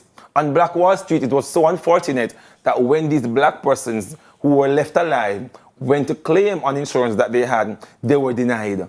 Because of the color of their skin at that time. Luckily, we do not have that to deal with now. So we have the ability to make sure so your house insure, make sure the little car we have insure that you have insurance over yourself. Make sure you have a will. Make sure you have a will. You know, trust if you are able to do that. Because if you have assets, it must be passed down, all right? And the last thing I want us to take from the Black Wall Street is just to enter that legacy that we're trying to build, maintain, we're able to pass it on. Because sometimes the foundation is just the basic things that we've been telling you on Money Master class. Into your budget, into your save, into your invest. That is the basic. It looks at also how are you going to build. We mentioned them a while ago. Your income have to be diversified. The investment must be diversified. But lastly, what can you pass on to your children? What are you able to pass on? Think about that as black people. Because when I did the research, we are not the most profitable, we're not the most richest, we're not the most financially stable as a nation. If you look at as a race, they say the Asian is maybe, and they come down to maybe some Jew, then some white. We are not in the top 3. And as black people, we have a responsibility because Black Wall Street showed me and you that it is possible. It is Let me ask you, Carlton, I'm very, very grateful to you for this level of research and bringing it to the fore and highlighting it. Where can we go and read up some more about it so we can know about it for ourselves, so we can, do things practical and take so it's all across YouTube. Okay. So the History Channel have a very, very comprehensive video and documents and everything about it. So check out the History Channel extremely very well. But it's out there across. Just type in Black Wall Street and you will be not only amazed, but as black people, saddened at what would have happened. But let's take that saddened to be a motivation. Yeah. To push us. Thank you, Carlton. So that is it. Thank you very much. We wore this shirt today. I need one, please. Where can I buy it? Veronica. I think it's my friend, I just think I'm a friend. You think you're a friend? Yeah, my brown friend. We are all friends tonight on the corner office because we are highlighting against small businesses here in Jamaica. Nice. And for this week, we're looking at the man that made the broom locally. Oh, Jadon. He was on the show. Remember? Sweep. So tonight at 9 p.m. we're hearing his story. I'm making broom on the show as well, making my own broom. And just hearing you made a broom, Carlton? Make a broom. Well, sweep out the brokenness. Sweep out financial illiteracy. Sweep out bad mind. Yes. Sweep out all of that tonight. Yes. I like it. I like that. Nice. And thank you so much for featuring Nardo. I want to see Yes. I want to see. Let's get a sneak peek. Who goes there? A long time I see a brother walk to the community I call broom, That was a thing. That is the culture. Me grew from a community in Clarendon where known for build broomware, and these people are not Rastafari. The man them start put the hand broom and hang me up on the wall. So it's like he start giving me a whole heap of different idea. It was first music that teach I that entrepreneur energy. Yeah. Carlton try to make a broom, man. He ugly. Oh my goodness, you are amazing. Wonderful. And I want him with Carlton is when he go up on different assignments, he might go dress the part. You know what I mean? You see me I'm Tom. You see me I'm Tom, he might try get in the Selassie. The identity. You know what I mean? Rastafari, Carlton, you are amazing. And I'm looking forward to Corner Office. Every time when I watch it, you learn something new. And it also serves as potent inspiration that if they can do it, so can we. And it just really feels good to see gifted black people doing great things, and we need that as a reminder because sometimes we're forgetting and the negativity sometimes inundate you and it's just all about. So when I watch Corner Office, I'm like, I want to be on Corner Office one of these days. Yeah. One of these days. Yeah. Powerful stuff. Thank you so very much. Powerful lessons there in history and financial success from the one and only Carlton G. Stew. Link him up. He got it. He got the information, all right? That's all the time we have for Money Masterclass, brought to you by JN Bank. That's right. TK is with us right after the break with morning news. Please do keep it locked. I want it perfect.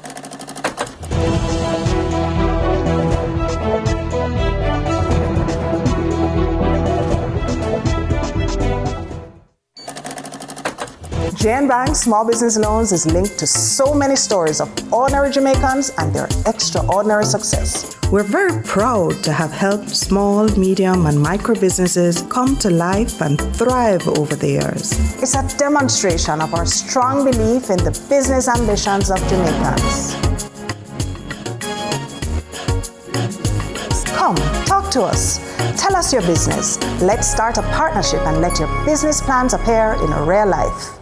Make your pockets skyrocket with Mayberry's Tranche 3 public bond offer. Invest from as little as $20,000 and earn 10.25% interest per annum. Take charge of your financial future and invest with confidence, knowing that your money is bound to return. Use your returns to accomplish financial goals, pay personal expenses, and invest even further. Visit bondberryja.com to view the prospectus and to learn more, or contact your investment advisor today. It's time to make your pockets skyrocket with Mayberry. AnyBet is Jamaica's premier company for in-person or online betting in Jamaica, with more than 40 locations nationwide. Enjoy more games, more bets, and more winnings at anybet.com, with access to the widest range of products to place your bets, including football, cricket, dog racing, and a host of exciting instant games that offer some of the best odds available. Chances are there's an AnyBet location near you. Must be 18 years and older.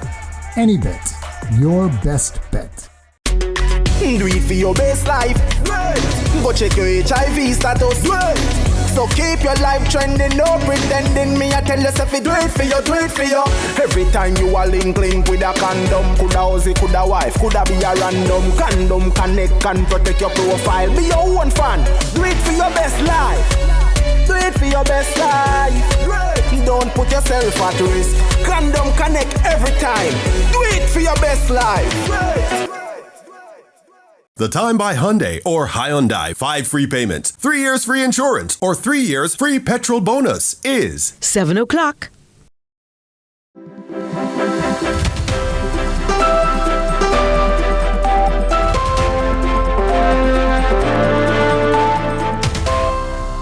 Welcome to Morning News. I'm TK Dawkins. St. Anne's healthcare facilities are making significant strides despite ongoing staffing challenges.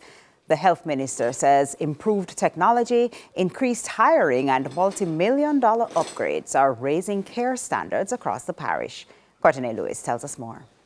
Despite continuous human resource challenges in the health sector, healthcare facilities in St. Anne seem to be forging ahead with improved technology and greater staffing. The health minister gave the vote of confidence at an event in the parish recently. We're adding staff. You would have heard of compensation review that took place recently. That compensation review exercise has led to an additional 144 posts to the St. Anne's Bay Hospital, 106 to the St. Anne Health Department, and 32 additional persons to the region. So we're hiring. The Alexandria and St. Anne's Bay Hospital have also seen upgrades to their labs and care facilities, meeting international standards. Which means if you go there with your child, there's a room for you to breastfeed and all the other benefits that would come with ensuring equitable service provisions.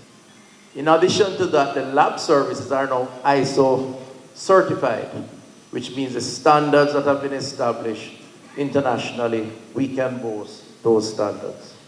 He mentions over $400 million has been spent in Alexandria and millions more elsewhere, restoring resources in public health in the parish. But the upgrades to infrastructure aren't enough if healthcare providers are not empowered. Good health and wellness starts with each of us assuming some responsibility for that. Either how we drive on the roads or how we support the people and the infrastructure that provides that kind of support for those who seek health care. He adds good health island-wide requires a collective effort that includes personal responsibility. Courtney Lewis for CVM News. And in sports, Dunbeholden extended their unbeaten run to 5 games in the Jamaica Premier League following a 1-0 win over Malines United in midweek action at Anthony Spalding Sports Complex on Wednesday. Dean Andre Thomas got the all-important goal in minute 54. The win sees Dunbeholden move to 29 points, just a point behind Racing United in the standings. Malines, on the other hand, were losing their 3rd match in a row and are now winless in their last 5. It shouldn't have been a tough game. We had numerous opportunities to put the game out of the reach of the opponents, and we never took them. Nevertheless, it eventually became a tough game, But this is what we gave up, and eventually we got a goal. It's good. It's good. It's good to be back into starting level after the match ban that I got, but we have some situation with one of the players. So the coach decided that he don't want to move the Devon Edges because they win. So it wasn't a problem for me to stay on the bench, but some problem occurred, so I had to step up at the right back. 20 Jewels of the Caribbean Tournament champions Jamaica will open their campaign in Group D at the 2025 CONCACAF Women's Under-20 qualifiers this afternoon when they take on St. Vincent and the Grenadines at the Estadio Nacional de Nicaragua at 4 p.m. St. Kitts and Nevis and hosts Nicaragua. The other Group D teams meet at 7 p.m. The top 6 nations will advance to the CONCACAF Under-20 Women's Championship in May, from where the 4 CONCACAF representatives will be determined to go on to the 2026 FIFA Under-20 Women's World Cup. And that's it for morning news. Join us again at noon for more from our news and sports desk. I'm TK Dawkins. Sunrise continues after this.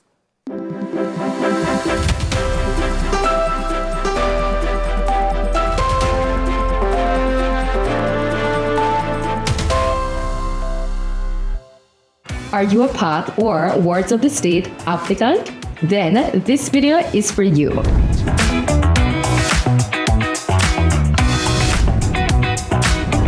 Guess what? You are not required to pay an application fee. And you automatically receive or granted aid of $60,000 upon your application submission for a targeted loan. For more SLB info, follow us on all social media platforms. The power of us. The power of us. I'm saying it one more time so it rings into your subconscious. The power of us. This is the theme for a Black History Month mini gala being put on by San Myrna Foundation. It's going to be held on Saturday the 22nd of February at the Police Officers Club at 34 Hope Road. Admission is $2,500. All proceeds go to charity. Stephen Golding, your guest speaker. Dee Burns, your special performer. And Miss Perlegran's son, your MC. Meet me there. Tickets available at Fontana Pharmacy in Waterloo and Barbican, Kaya Herb House on Lady Musgrave Road, and Amaraki Cafe by Constant Spring Golf Club. Make your pockets skyrocket with Mayberry's Tranche 3 public bond offer. Invest from as little as $20,000 and earn 10.25% interest per annum. Take charge of your financial future and invest with confidence, knowing that your money is bound to return. Use your returns to accomplish financial goals, pay personal expenses, and invest even further. Visit bondberryja.com to view the prospectus and to learn more, or contact your investment advisor today. It's time to make your pockets skyrocket with Mayberry.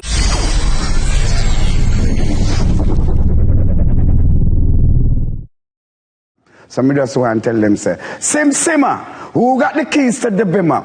Oh my, real reggae lover, Zaga.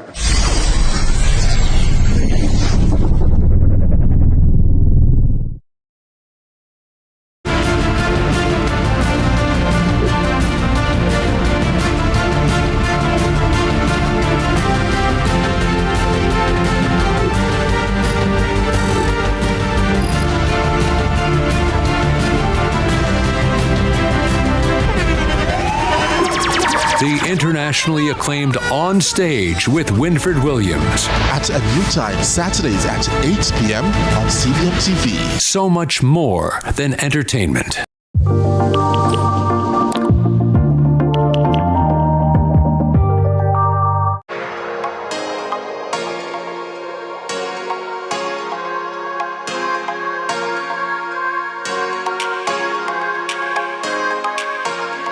Touch me, not touch me! Your father's behavior is problematic. Your mom did it? What's wrong with you? Yeah, well, I don't know why he's my problem now. Yeah, but he's losing it, and this might be the only opportunity you have. Hey, Bunny, me know say you are ready. Me did this a run little joke. Mom, I don't even know where to start. Baby, just start where your hand can reach.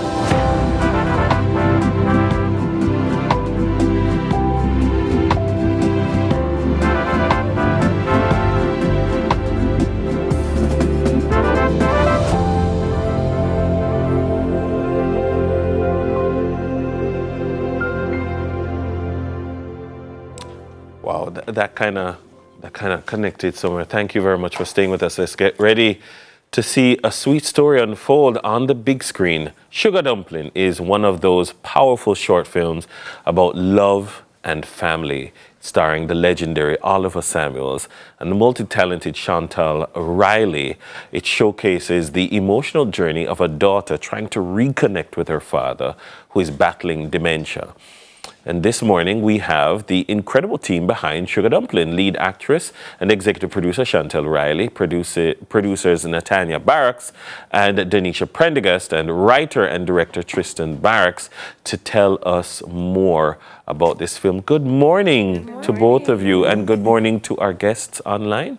But let's start with you. First of all, I deliberately did not want to see the trailer before, and I think maybe I should have seen this trailer before because I don't know why, but it kind of took me, and I'm not an emotional person like that. Where did this story come from? Where did you pull this story out of the ether? Let me ask you. Right. So our writer and director, Tristan, who we have on Zoom, creator of the story. So, you know, he has, through like life experiences, you know, came up with a story. So a lot of what we do for Mid-Career Productions, we really center around family-centric, authentic stories. Yeah. And really it sprung off of another project that we have. And so we really wanted to create a short film. And, you know, the essence and the inspiration of it has come from, you know, my relationship with my father, and hence we call it Sugar Dumpling.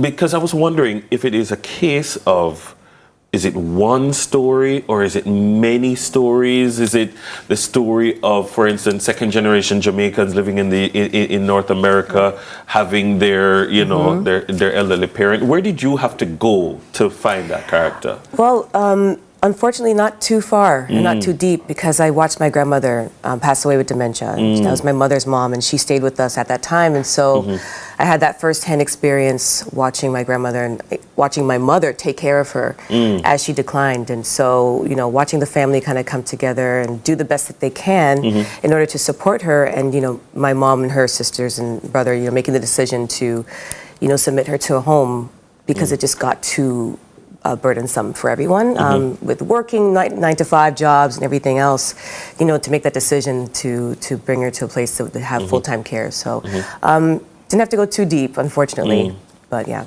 Let me ask Tristan, who joins us via Zoom. Tristan, can you kind of take us into the writing process, the actual taking the story from an abstract concept and putting it onto paper? Absolutely. Thank you for that question. I think, you know, as a filmmaker, as a creative, you want to be able to write what you know, right? That's one of the things that many people teach. And what I knew was being raised by Jamaicans, being around Jamaicans all my life, loving food and using food as sort of this tool to bring people together. And so for me, when I was writing, I was really writing from the perspective of answering this one question, which is, how do you love somebody you don't like, right? We all have family members that we may not really like, but we have to love them, right? And out of that, we were able to build the story. And so I was really, really staunch on making it authentic and making sure that the patois, the language of patois was represented in a pure and authentic way. And I think we really did a great job on that, especially with Oliver. I mean, you know, I was just going to ask you, what was it like directing Oliver, who is an icon? Well, I know people of my age, we grew up watching him on TV. What was it like directing him? It was surreal. You know, I grew up and I was introduced to really like the authenticity of Jamaican culture through Oliver at Large, because I was born in Canada, raised by Jamaican parents, raised as a Jamaican, but in a lot of ways, when Jamaicans leave and go to foreign, if you want to say, a lot of the sort of the childish nature, just the jovial nature, kind of gets put to the side because you got to survive, you got to figure things out. And so Oliver was my first sort of window into seeing my parents let their hair down and just reconnect and fall in love with their Jamaican roots. And so for me, it was surreal, because that same person that introduced me to my roots and my heritage was now in front of me saying, Tristan, just direct me, just show me what you want me to do. I'm yours to mold. I said, what, me? Mr. Stamets? And so it was just an amazing experience. He was so gracious with his time and a savant, artistic savant. Danisha Prendergast is also joining us. Danisha, how you do? Boy, I'm exhausted with the work, but you know, I'm so inspired and grateful to see conversations really happening around dementia awareness during this time. Definitely. Why was this story important from your perspective to tell? You know, to be very honest with you, I didn't have any kind of purview into this conversation around dementia prior to this film. When I onboarded as an executive producer and really looked at what we have in front of us, we have a cultural icon from the Jamaican community who lives in the hearts of all people all over the world, who's touching on a topic that nobody talks about, that so many people are dealing with. And so for me, it was only common sense to see how this film could be used as a tool for social impact. And that's exactly what we're doing right now, creating a new kind of model, because this is a totally self-financed film. And so we have this very novel opportunity to kind of do things a little bit differently, to show people that film is not just entertainment. Film can be used in a lot of different ways across industries to heal and to forward, important conversations. Absolutely. Now, Tanya, I want to talk about a little bit about this casting process, because I think you got everything spot on.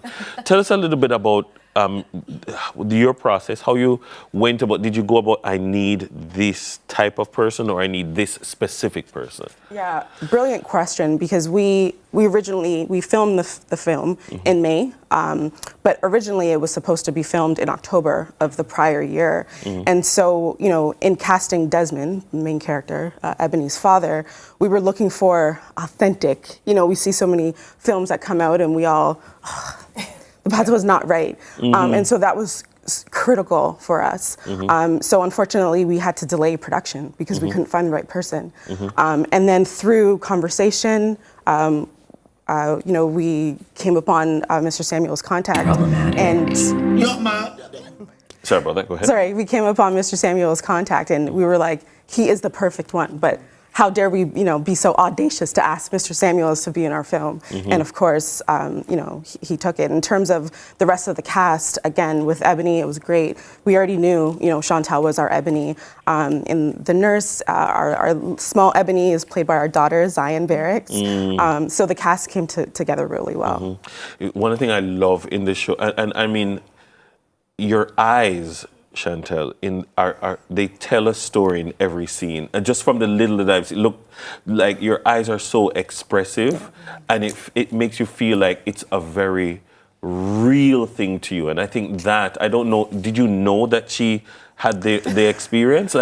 So, Chantal is also a dear friend of ours as well. And so a part of who Mid-Career Productions is giving, people a chance and an opportunity to shine. Chantal is our star, and so she is. And so it wasn't a question. We knew, Chantal was Ebony. Tristan could attest to that. My husband, by the way. So yeah, it was a no-brainer. When are we going to see this at Carib? So we are having our premiere on Sunday, February 23rd. At Hope Gardens, Sunken Gardens. It starts at 6 p.m., 6 to 10, and we do have a VIP reception for VIP ticket holders. Okay, how does one attend, or is it like exclusive or like? Absolutely not. So you can purchase your tickets online at sugardumplingfilm.com. You can hit up our socials, Sugar Dumpling Film, and come all. Definitely. It's going to be great. We do have some special guests. We have the Ministry of Health on board, Health and Wellness. We have the Ministry of Culture, Gender, Entertainment, Sports. One of our sponsors, Blue Mojo Capital. So thank you so much for your support. I'm hoping that the film commissioner will be there. I think we need to push the Jamaican film industry. And I just think it's a wonderful project. And so I'm glad to support it. I'm glad to give it, the attention that it deserves. Tristan? Danisha, thank you very much for joining us as well. Tristan, by the way, you can tell he's a film producer. Look how perfect his set is. Like,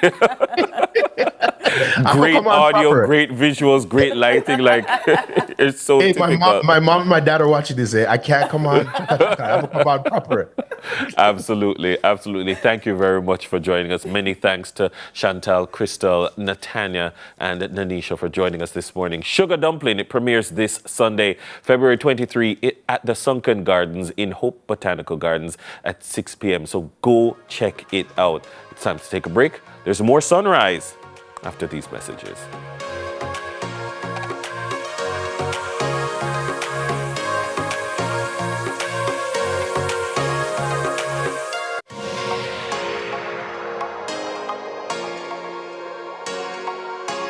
JN Bank Small Business Loans is linked to so many stories of ordinary Jamaicans and their extraordinary success. We're very proud to have helped small, medium, and micro businesses come to life and thrive over the years. It's a demonstration of our strong belief in the business ambitions of Jamaicans. Come, talk to us. Tell us your business. Let's start a partnership and let your business plans appear in real life. Protecting Jamaica's borders is a key priority for the Jamaica Customs Agency. The JCA will remain vigilant and resolute in effectively fulfilling this mandate. The Time brought to you by the Jamaica Customs Agency. Do it for your best life. Go check your HIV status. So keep your life trending, no pretending. Me I tell yourself do it for you, do it for you. Every time you are link with a condom, coulda Ozzy, coulda wife, coulda be a random. Condom connect and protect your profile. Be your own fan. Do it for your best life. Do it for your best life. Don't put yourself at risk. Condom connect every time. Do it for your best life. Ready, tech, grow. Business is fast, easy, flexible, and cost less. Oh, entrepreneurs, let's go digital. The Government of Jamaica and European Union presents Digital Jamaica Training Series. Learn how technology grows your business. Choose the right digital tool. Manage your staff, customers, and money digitally. Data security and privacy. Artificial intelligence. We'll be in every parish. Apply online. www.jbdc.net. Log on fast. Digital Jamaica. Powering connectivity for MSMEs. I feel with Fosca, made in Jamaica. Porridge, oats, oatmeal, cornmeal with banana. Yo, proud of we culture, yes, we love pasta. We'll eat for protein, good source of fiber. Made in Jamaica, we love with Fosca. We have to prosper, we don't want pasta. Good for the sugar level and the blood pressure. Love my family, me love my Fosca. I feel with Fosca, I feel with Fosca. We love with Fosca, I feel with Fosca. There's a hand to hold. I believe when the day's down here, there's a place up there for people alive. So thank you for taking your time to help me get to the Children's Hospital on Monday last week. My family and teachers and I are very grateful that we met you, the officer who stopped to help me live.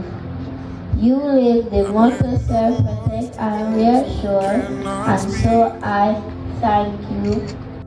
If you shine a little light, give sight to the ones who've lost their way. There's a place for people like you. All right. Thanks for staying with us here on Sunrise. Now, not all heroes wear capes and some wear a JCF uniform. Well, on February 10, a primary school student in distress needed urgent medical attention, but with traffic at a standstill, time was running out. And that's when Constable Othniel Russell of the Public Safety and Traffic Enforcement Division stepped in, P-step that is, escorting the vehicle straight to the Bustamante Children's Hospital. It helped save a life, and today he's here to share his story and why moments like this remind us why service matters. Constable Russell, welcome to Sunrise. First of all, thank you for your service, sir. Yes, and it's a pleasure being here. Yeah, first of all, Miss Kitty did not know she was going to be in on this segment, and so we pull her in, and she just kind of, emotional in this moment. But that's because as a mommy, as a parent, you see a child in distress, and we live in a world now, officer, where a lot of people are just interested to video stuff and for social media and stuff like that. But as a human being, as somebody who is vested to protect and serve and reassure, you embodied and epitomized all of that, and you saved a life. You know what I mean? When your child is in distress, one of the last things you want is to feel like you're alone. And when an officer can jump into action, which makes the difference between life and death, it is so phenomenal to me. And even though it wasn't my child, as a parent, you see that could have been my child, and you would have been the hero that we needed and that we need in this world. So thank you so very much. Much appreciate. Take us to the morning. Take us to when it happened. What were you doing before you became aware that there was a situation? At that time of the morning, it normally peak hour traffic. We'd normally be doing traffic enforcement and management at that time. I was along Mullines Road, Eastwood Park intersection, directing traffic, when a voice whispered to me and said, check what's happening down Mullines Road.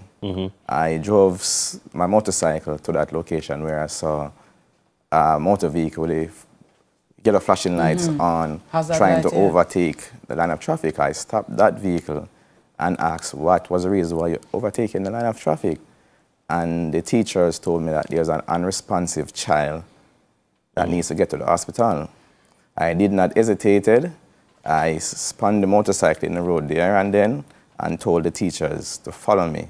I then started escorting that vehicle towards Arthur Square area, down towards Oxford Road, onto Tom Redcombe Drive, and straight into the Bustamante Children's Hospital, where the doctors did emergency treatment and got the child back to consciousness.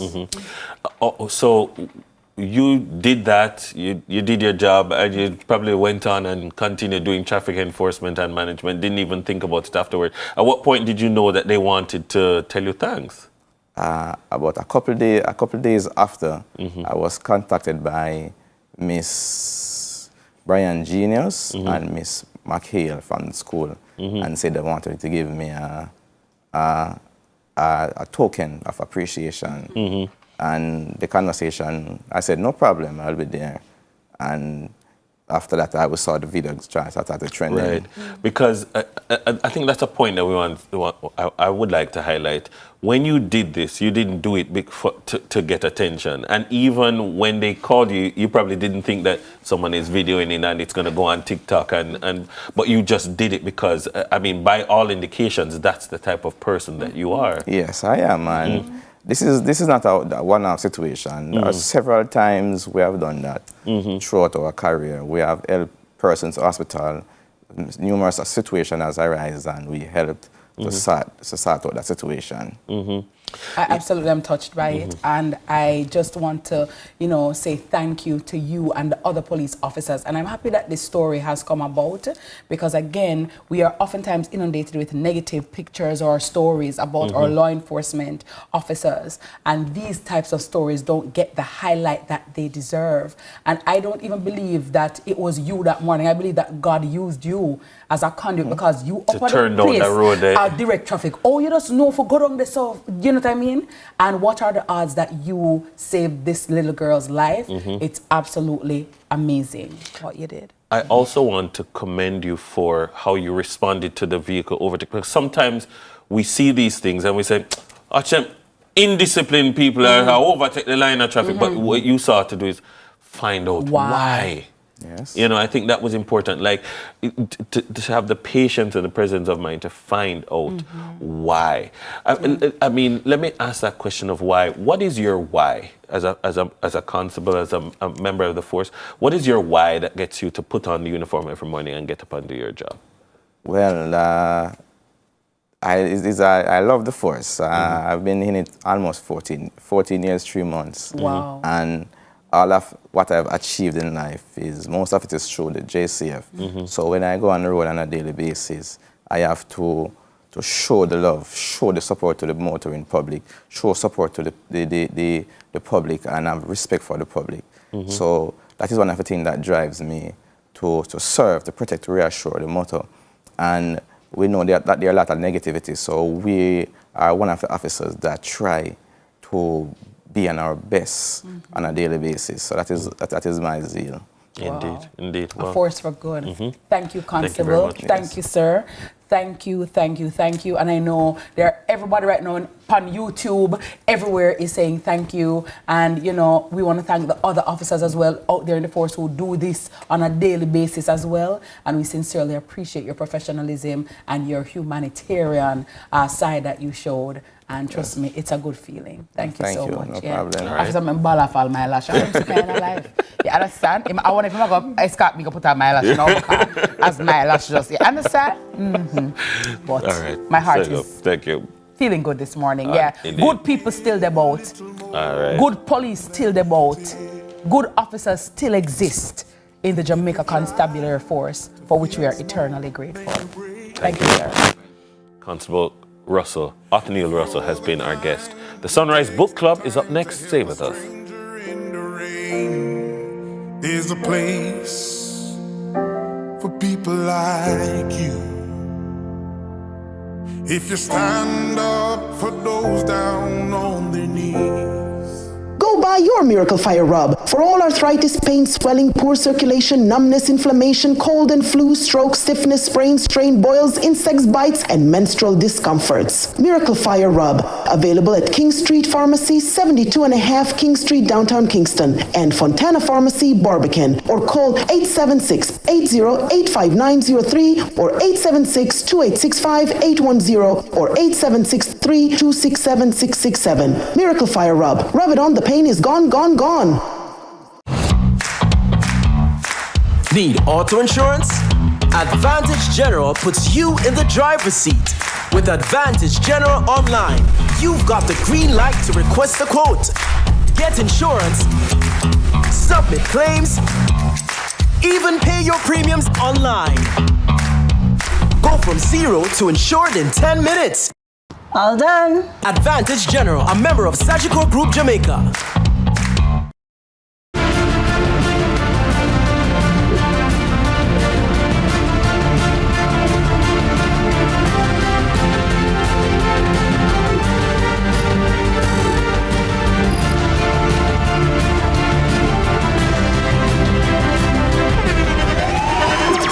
The internationally acclaimed On Stage with Winfred Williams. At a new time, Saturdays at 8 p.m. on CVM TV. So much more than entertainment. When I actually won my last Olympic, I was ready to retire. I never want to run for a championship. To the point where I tell coach, I don't train for 200 in a big one. Bills me train for. One teacher bet me, if I win, I get a box lunch. I say less boss. Yeah. Jamaica, you know, so I'm not too put you in a bad life because I whole part of things out there will have a shadow over already. Now if you go push that. Yo, you see Shelly, big man. My link Shelly, I met Shelly. You really good. I say it's a mother race. The Cut, brought to you by Flo and Rare Nephew. Now I'm where I wanna be.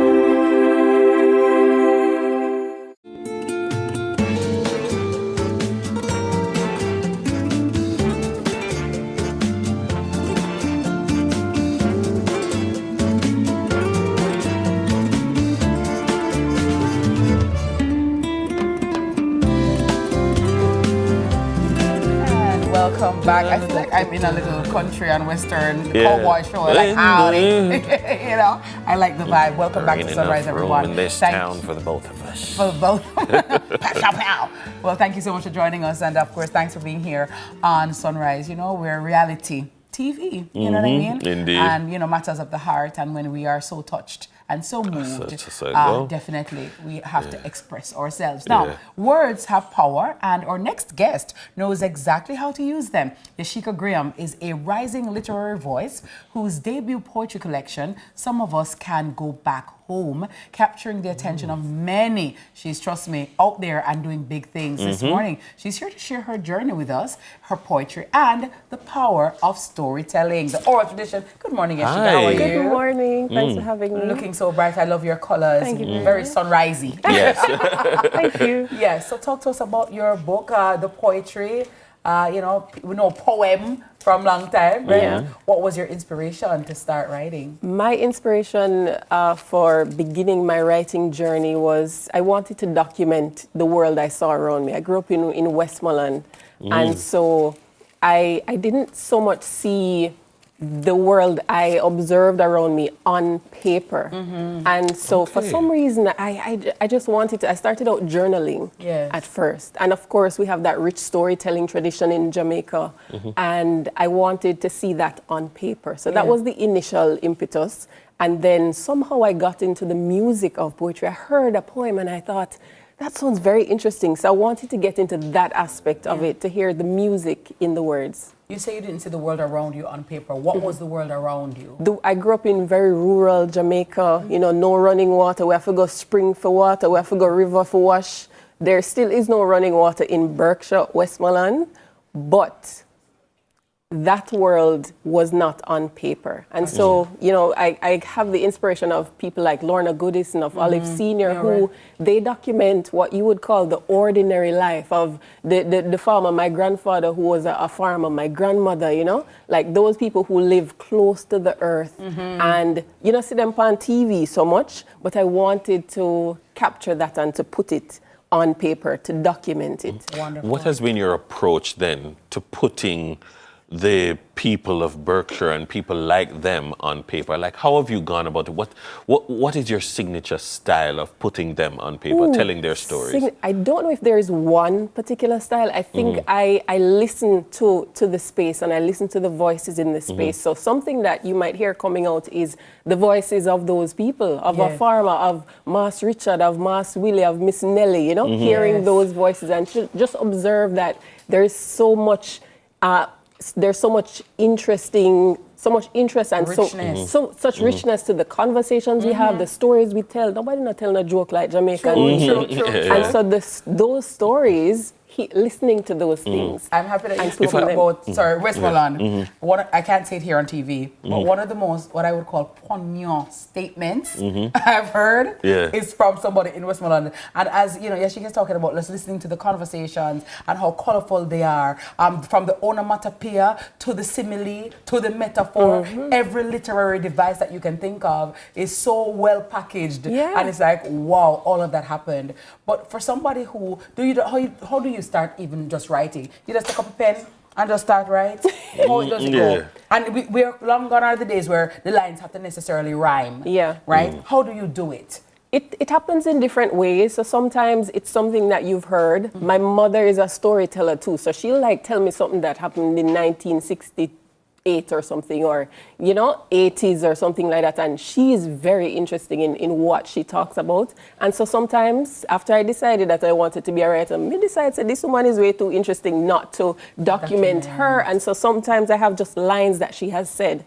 So I have a poem about my grandfather preferring his machete versus his fork, and she's the one who told me that story. And so you find that legacy of storytelling, that legacy of the history of the family, it comes down, and so sometimes it comes through that, wanting to write what has happened along this line. I don't know if you went to Manning's or wherever. I started my high school journey at Cambridge High School, and when I moved to Kingston, I came to Ardennes. But of course, there are different qualities that you would pick up from, for instance, studying literature. If you went to sixth form, you would have been exposed to some more. If you go UA, then you're exposed. What are some of the influences that you would have had then on you now and your love for literature, love for books, reading?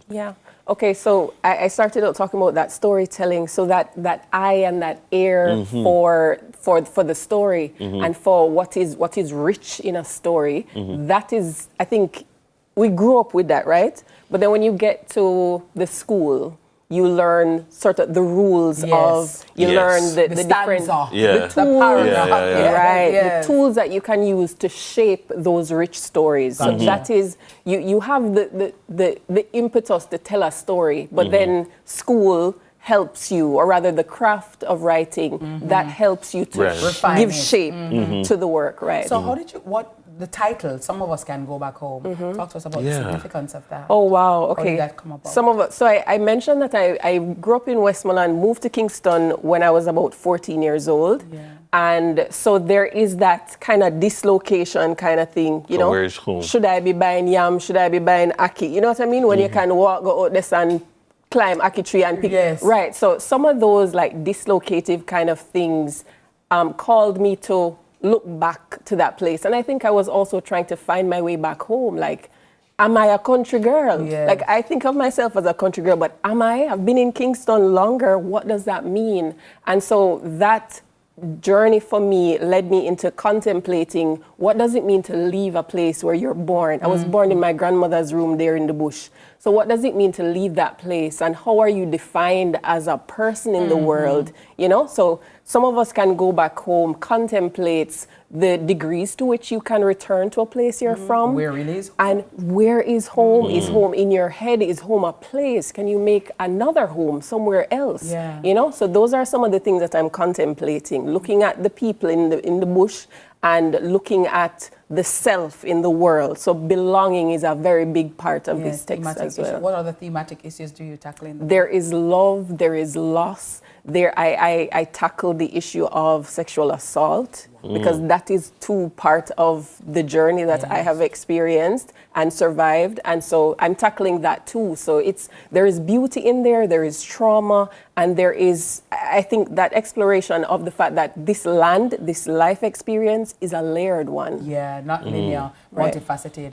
Where can we get that book to buy? You can get this book online. You can get it at bluebanyanbooks.com. Oh, Blue Banyan. Yes, and you can also get it at Bookland on Knutsford Boulevard in New Kingston. Yes, and you can get it at Craft Cottage, which is in shops at Southdale on South Avenue, also in Kingston. Yes, to get it, we're talking about Black Wall Street, right here. Support we have a poet, we have a brilliant young lady, we're supporting her, Yashika. All right, so let me hear something from it now, please. Because I'm interested to hear that voice and that oral tradition coming out right here on Sunrise as we showcase our very talented Jamaicans and, of course, our strong Black women. Poet and author, Yashika Graham.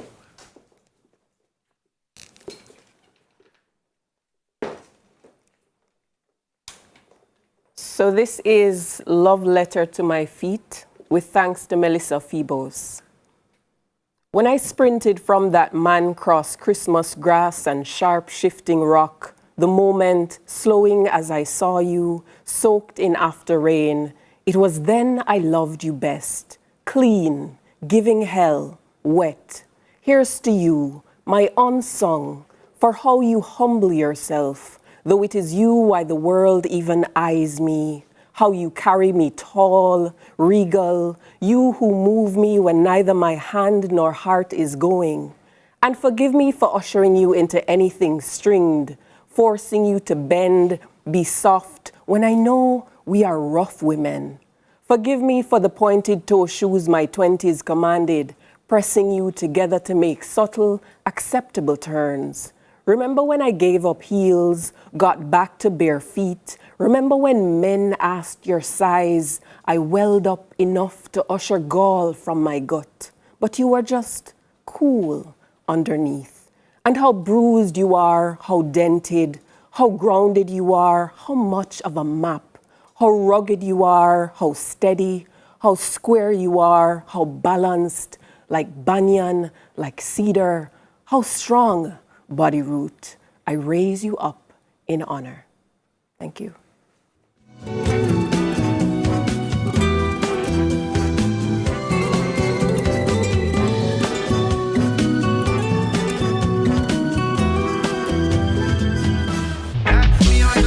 When I actually won my last Olympic, I was ready to retire. I never want to run for a championship. To the point where I tell coach, I don't train for 200 in a big man. Bills me train for.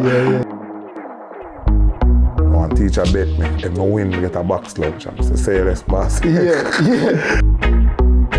Jamaica, you know, so I not put you in a bad life because I whole part of things out there will have a shadow over already. Now if you go push that. Yo, you see Shelly, big man. My link Shelly, I met Shelly. You really good. I say it's a mother race. The Cut, brought to you by Flo and Rare Nephew. Now I'm where I wanna be.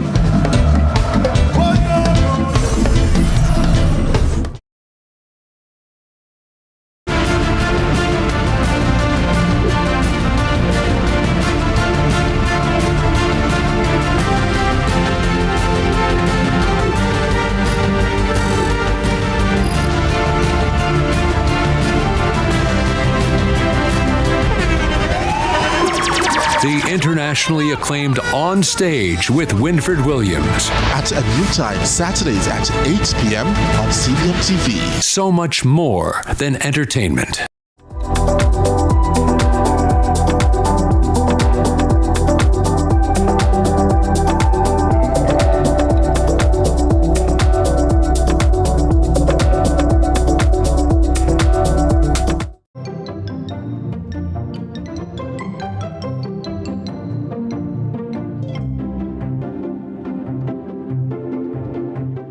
Here on Sunrise, it's time for Kids Unfiltered. It's brought to you by Sunshine Snacks.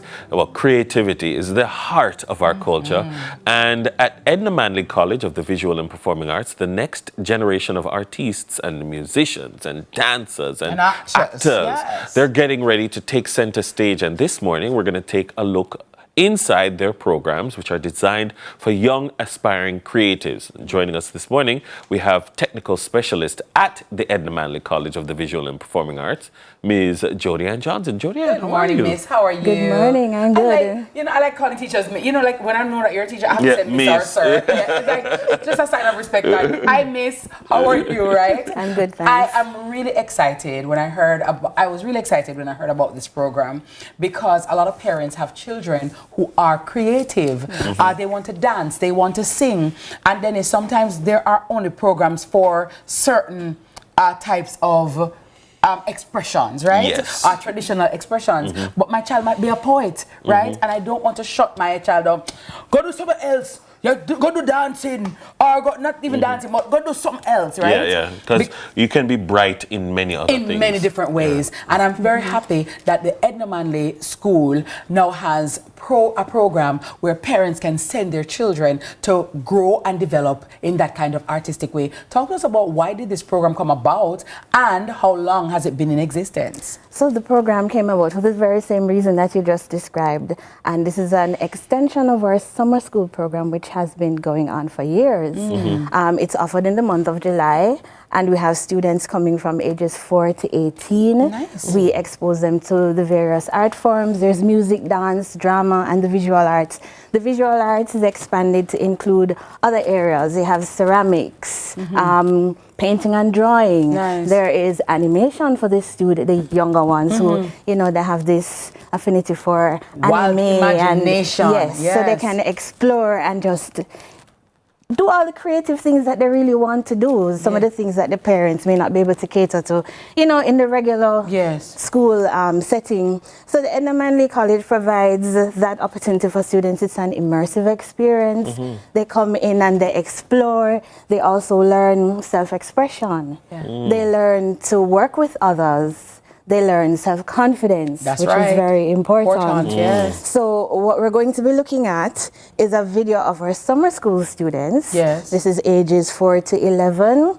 Their show was Pon the Ends, coordinated by Nikisha Jones, one of our coordinators that works in the summer school. Yes. And the students were just able to give and to just showcase to their parents that, listen, the Edna Manley College is the place to be, to come and develop your talents, hone your talents, and just be the person that, you know, you always wanted your kids. A lot of people want their kids to just explore a lot of things, and they don't just want the academics. And believe me, the arts is also very academic. I was about to say. True. So long gone are the days when people think creatives are just some dunce people or some mad people or some whatever else, you know, other derogatory terms used are they're not really serious. They are some of the billionaires and millionaires of this world are creatives, right? Exactly. Beyonce, no graduate from Harvard, you know. You understand? Exactly. Taylor Swift neither. Exactly. You know, maybe even high school she go. You understand? But I'm just saying. We are here to cater to all those different intelligences, you know?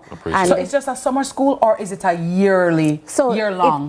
The summer program is extended to the entire year. Nice. We have the program running every Saturday from 10 to 2:30. Parents can come drop the kids off. You have a lot of errands to run, and the man is the place to be. You keep them occupied. Not that you want to get them out of your hair, but it's just a place for them to develop their skills. And it's a good hone their extracurricular talents. for them to do that you might be considering, I want to get my child involved in something. Let's have a look. Nice.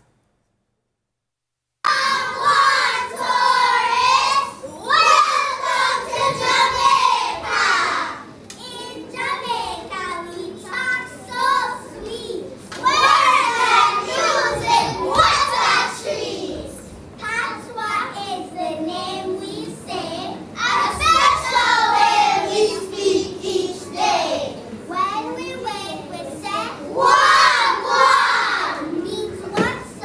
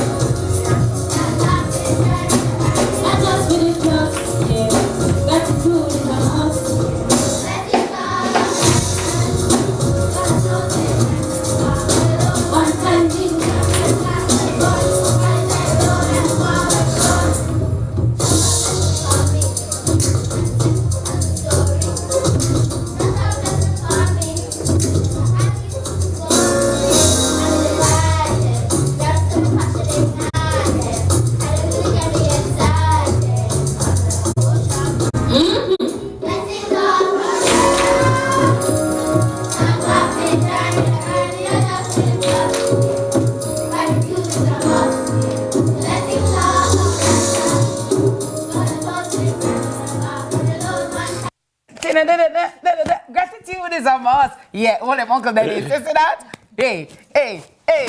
I gotta tell you, the little ones are so amazing. Ladies and gentlemen, no, Abby could do that class. Yes, let me tell you, Auntie Abby could actually go to Edna Manley and do this. But I love the children. I love when they're expressing themselves. And parents, mummies and daddies, don't just coop them up in the house. Send them to Edna Manley on a Saturday so that they can get the exposure, so that they can tap into their own talent and creativity. But Miss Jody, you said that we can come to Edna Manley, so we can actually start to register today. We're registering now. Do we have a phone number that we can call? Yes, you can call 876-619-3362. Yes. Extensions 2040 to 3.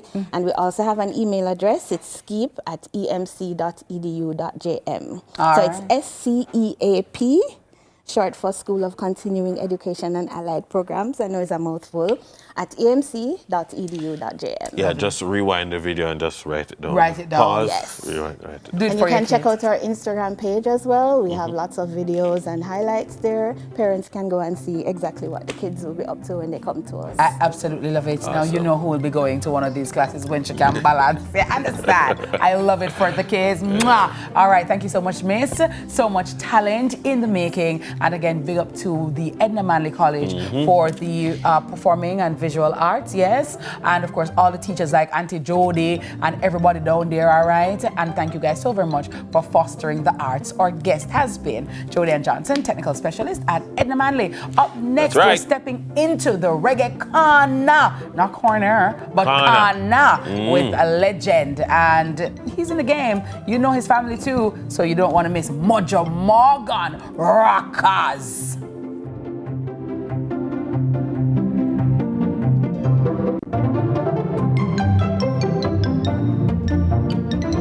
Sunshine snacks, cheese post. Grab a sunshine, grab a cheese post. We a crunch on a cheese post. Daddy nickel pick, grab a cheese post. Sunshine snacks, cheese post. Grab a sunshine snack, cheese post. Some cheese in every bite, flavor in every crunch. Extra cheesy, we love it so much. Love cheese in every bite. Grab a sunshine, grab a cheese post. We a crunch on a cheese post. Daddy nickel pick, grab a cheese post. Sunshine snacks, cheese post. Flavor in every crunch. Grab a sunshine snacks, cheese puffs today. Enough cheese, no flavor. Get tiles and get creative with your floors, walls, and all the spaces in between. Our knowledgeable sales consultants are happy to help create your beautiful finish with the latest designs in first quality porcelain, wood look, vinyl, mosaics, natural stones, and countertops. At Creative, you will get every tile you need for your residential or commercial projects. Creative Building Finishes, your one-stop shop for everything tiles. Visit our showroom at 5 Red Hills Road or call 876-929-5553. Get tiles, get creative. I feel with Fosca, made in Jamaica. Porridge, oats, oatmeal, cornmeal with banana. Yo, proud of we culture, yes, we love pasta. Only for protein, good source of fiber. Made in Jamaica, we love with Fosca. We have to prosper, we don't want pasta. Good for the sugar level and the blood pressure. Love my family, me love my Fosca. I feel with Fosca, I feel with Fosca. We love with Fosca, I feel with Fosca. The power of us. The power of us. I'm saying it one more time so it rings into your subconscious. The power of us. This is the theme for a Black History Month mini gala being put on by San Myrna Foundation. It's going to be held on Saturday the 22nd of February at the Police Officers Club at 34 Hope Road. Admission is $2,500. All proceeds go to charity. Stephen Golding, your guest speaker. Dee Burns, your special performer. And Miss Perdigran's son, your MC. Meet me there. Tickets available at Fontana Pharmacy in Waterloo and Barbican, Kaya Herb House on Lady Musgrave Road, and Amaraki Cafe by Constant Spring Golf Club.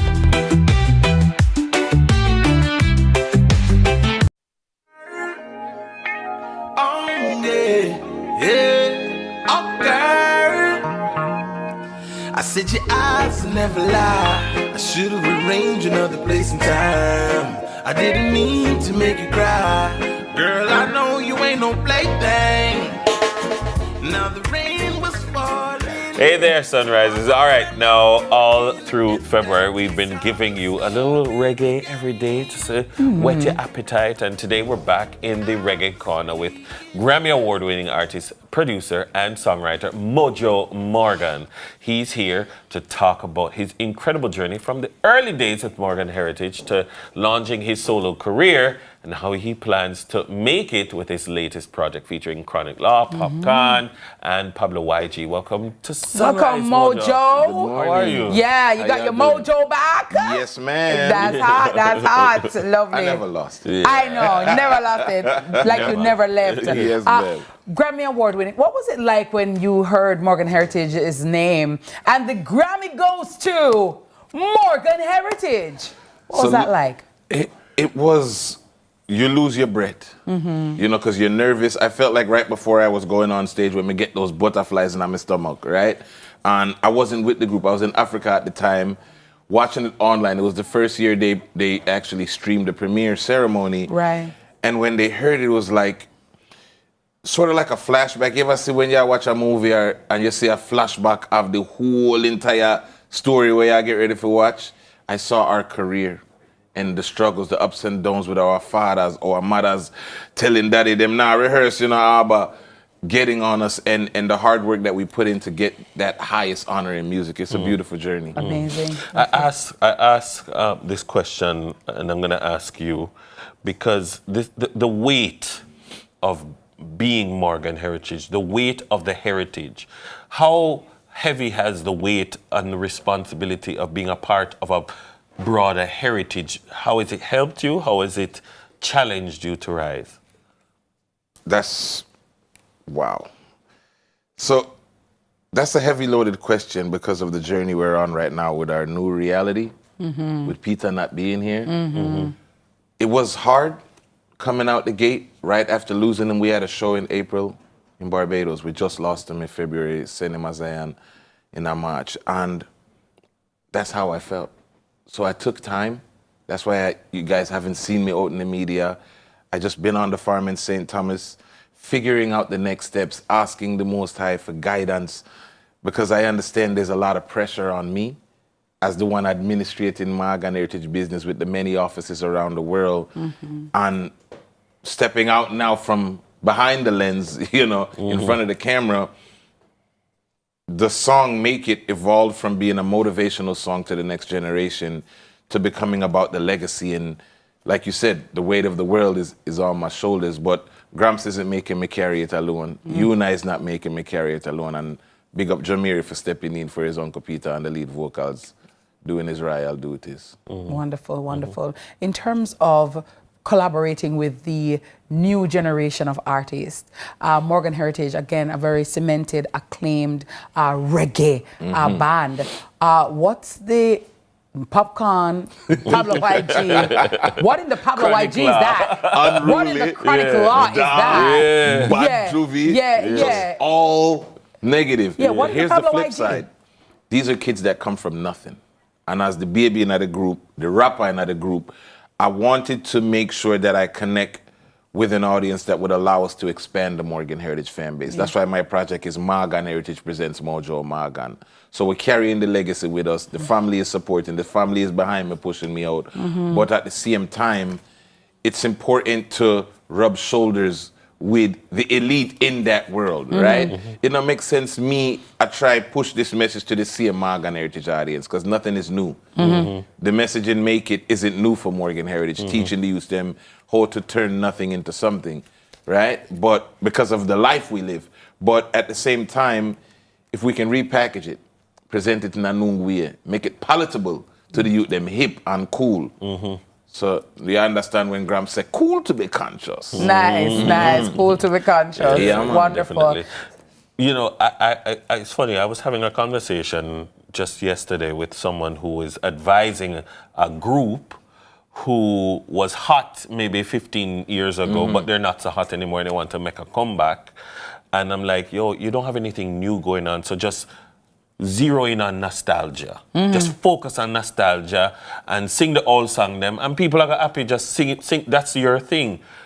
But Morgan Heritage is not content with just singing the old song them. Right. You want to do new things, you want to keep relevant. How do you balance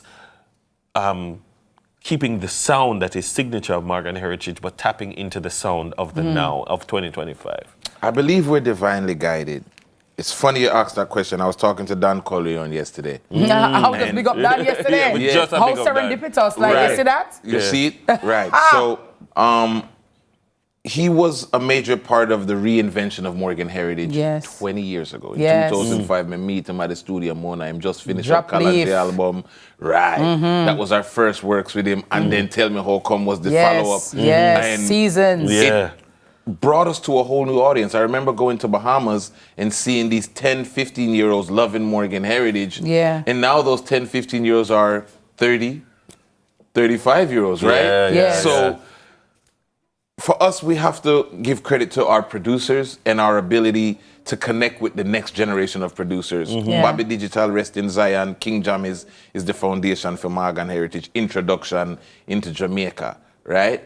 And as we spread our wings and started to network, we got with the Don Corleone, the Christopher Birch, the Robert Livingston, and created a whole new sound and new era of our sound of music, what we call rockers music. So I think it's important not to get high on your own supply and just collaborate with different people. That helps to bring the best out of you.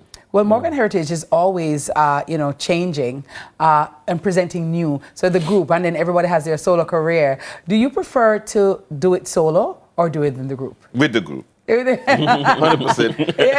There's a lot of pressure. Yeah. You know, that's why we miss our brother Peter so much. This man was the point of the arrow. He carried us. But we were all in school. Yeah. You know, we were all in school watching one of the greatest to ever do it.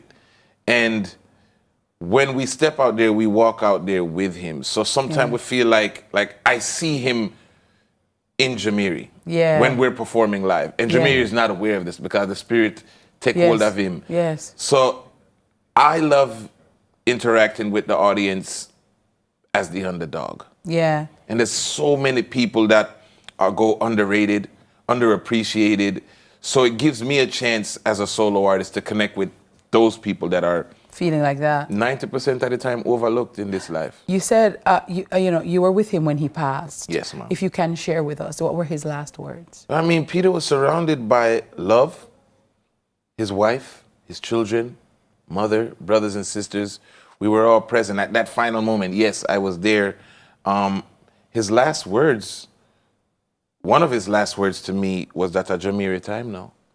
He was very adamant to show you how selfless this man was. He's here fighting for his life, and his focus was making sure the legacy that he built with Yuna, Gramps, Luke's, Mr. Mojo did not end with him. But it became an institution fulfilling our father's prophecy that the next generation, the third generation, can come and sing as Morgan Heritage, the fourth generation. We just didn't believe it was going to happen within our lifetime. We thought they would take it up after we sit down on the rocking chairs, because that was the dream, to be in the countryside somewhere, the tree away in the rocking chairs, and Luke's and Mommy forward in, and where Bill going off, sailing off into the sunset. So anyway, we take it, we're grateful for the journey, and we just take it one day at a time. So talk to me about the projects on which you're working right now, and what can we expect from Mr. Mojo? I'm rising from the ashes like the phoenix. Nice. A lot of collaborations. You're going to see me as a producer because I love to be in the studio. I'm going to be that skeleton on the, you ever seen that meme, the skeleton behind the mixing board? It's almost done. The mix is almost done. I've been working on this album for 10 years, and big up Peter for always pushing it back, because I know it's the time. Know it's the right time where we can step out there with the new song, Make It, that's available on all digital platforms.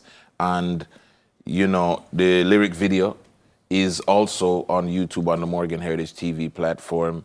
Just a lot of new music. The next single with Gramps features my son.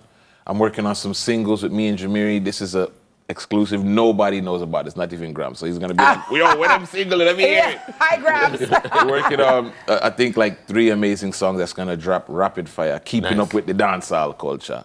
So thank you for embracing us always and giving us a platform to talk about our new music. Absolutely. The heritage continues. Every time. Thank you so very much. To the year 3000 and beyond. Yeah, that's what Graham said. To the year 3000. And Sunrise continues to the year 3000 and beyond. Just like Put that in your pipe and smoke it. You hear that? Imagine when Okay. Jackson and AA are hosted. Yeah, you kidding me? Come on, man. Come on. After all, on our name. Heritage. Well, the heritage continues. You understand? Trinity for life. Up in the building, up in the town. Well, big respect to Mr. Mojo Morgan for stopping by this morning for the music, the history, and of course the journey of the heritage, Beautiful. the legacy, It's a beautiful story. the reggae legacy continues through Morgan Heritage. Thank you all for watching this morning. Thanks also to Faithful Homes for the decor. Yeah. Hi, Faithful Homes. Thank you Of for course, being we have faithful. to say thank you again for all the gorgeous set that we have. Remember to check them out over there in Mall Plaza, right in Halfway Tree, or you can give them a call at 876-861-4252 to give your living spaces some life.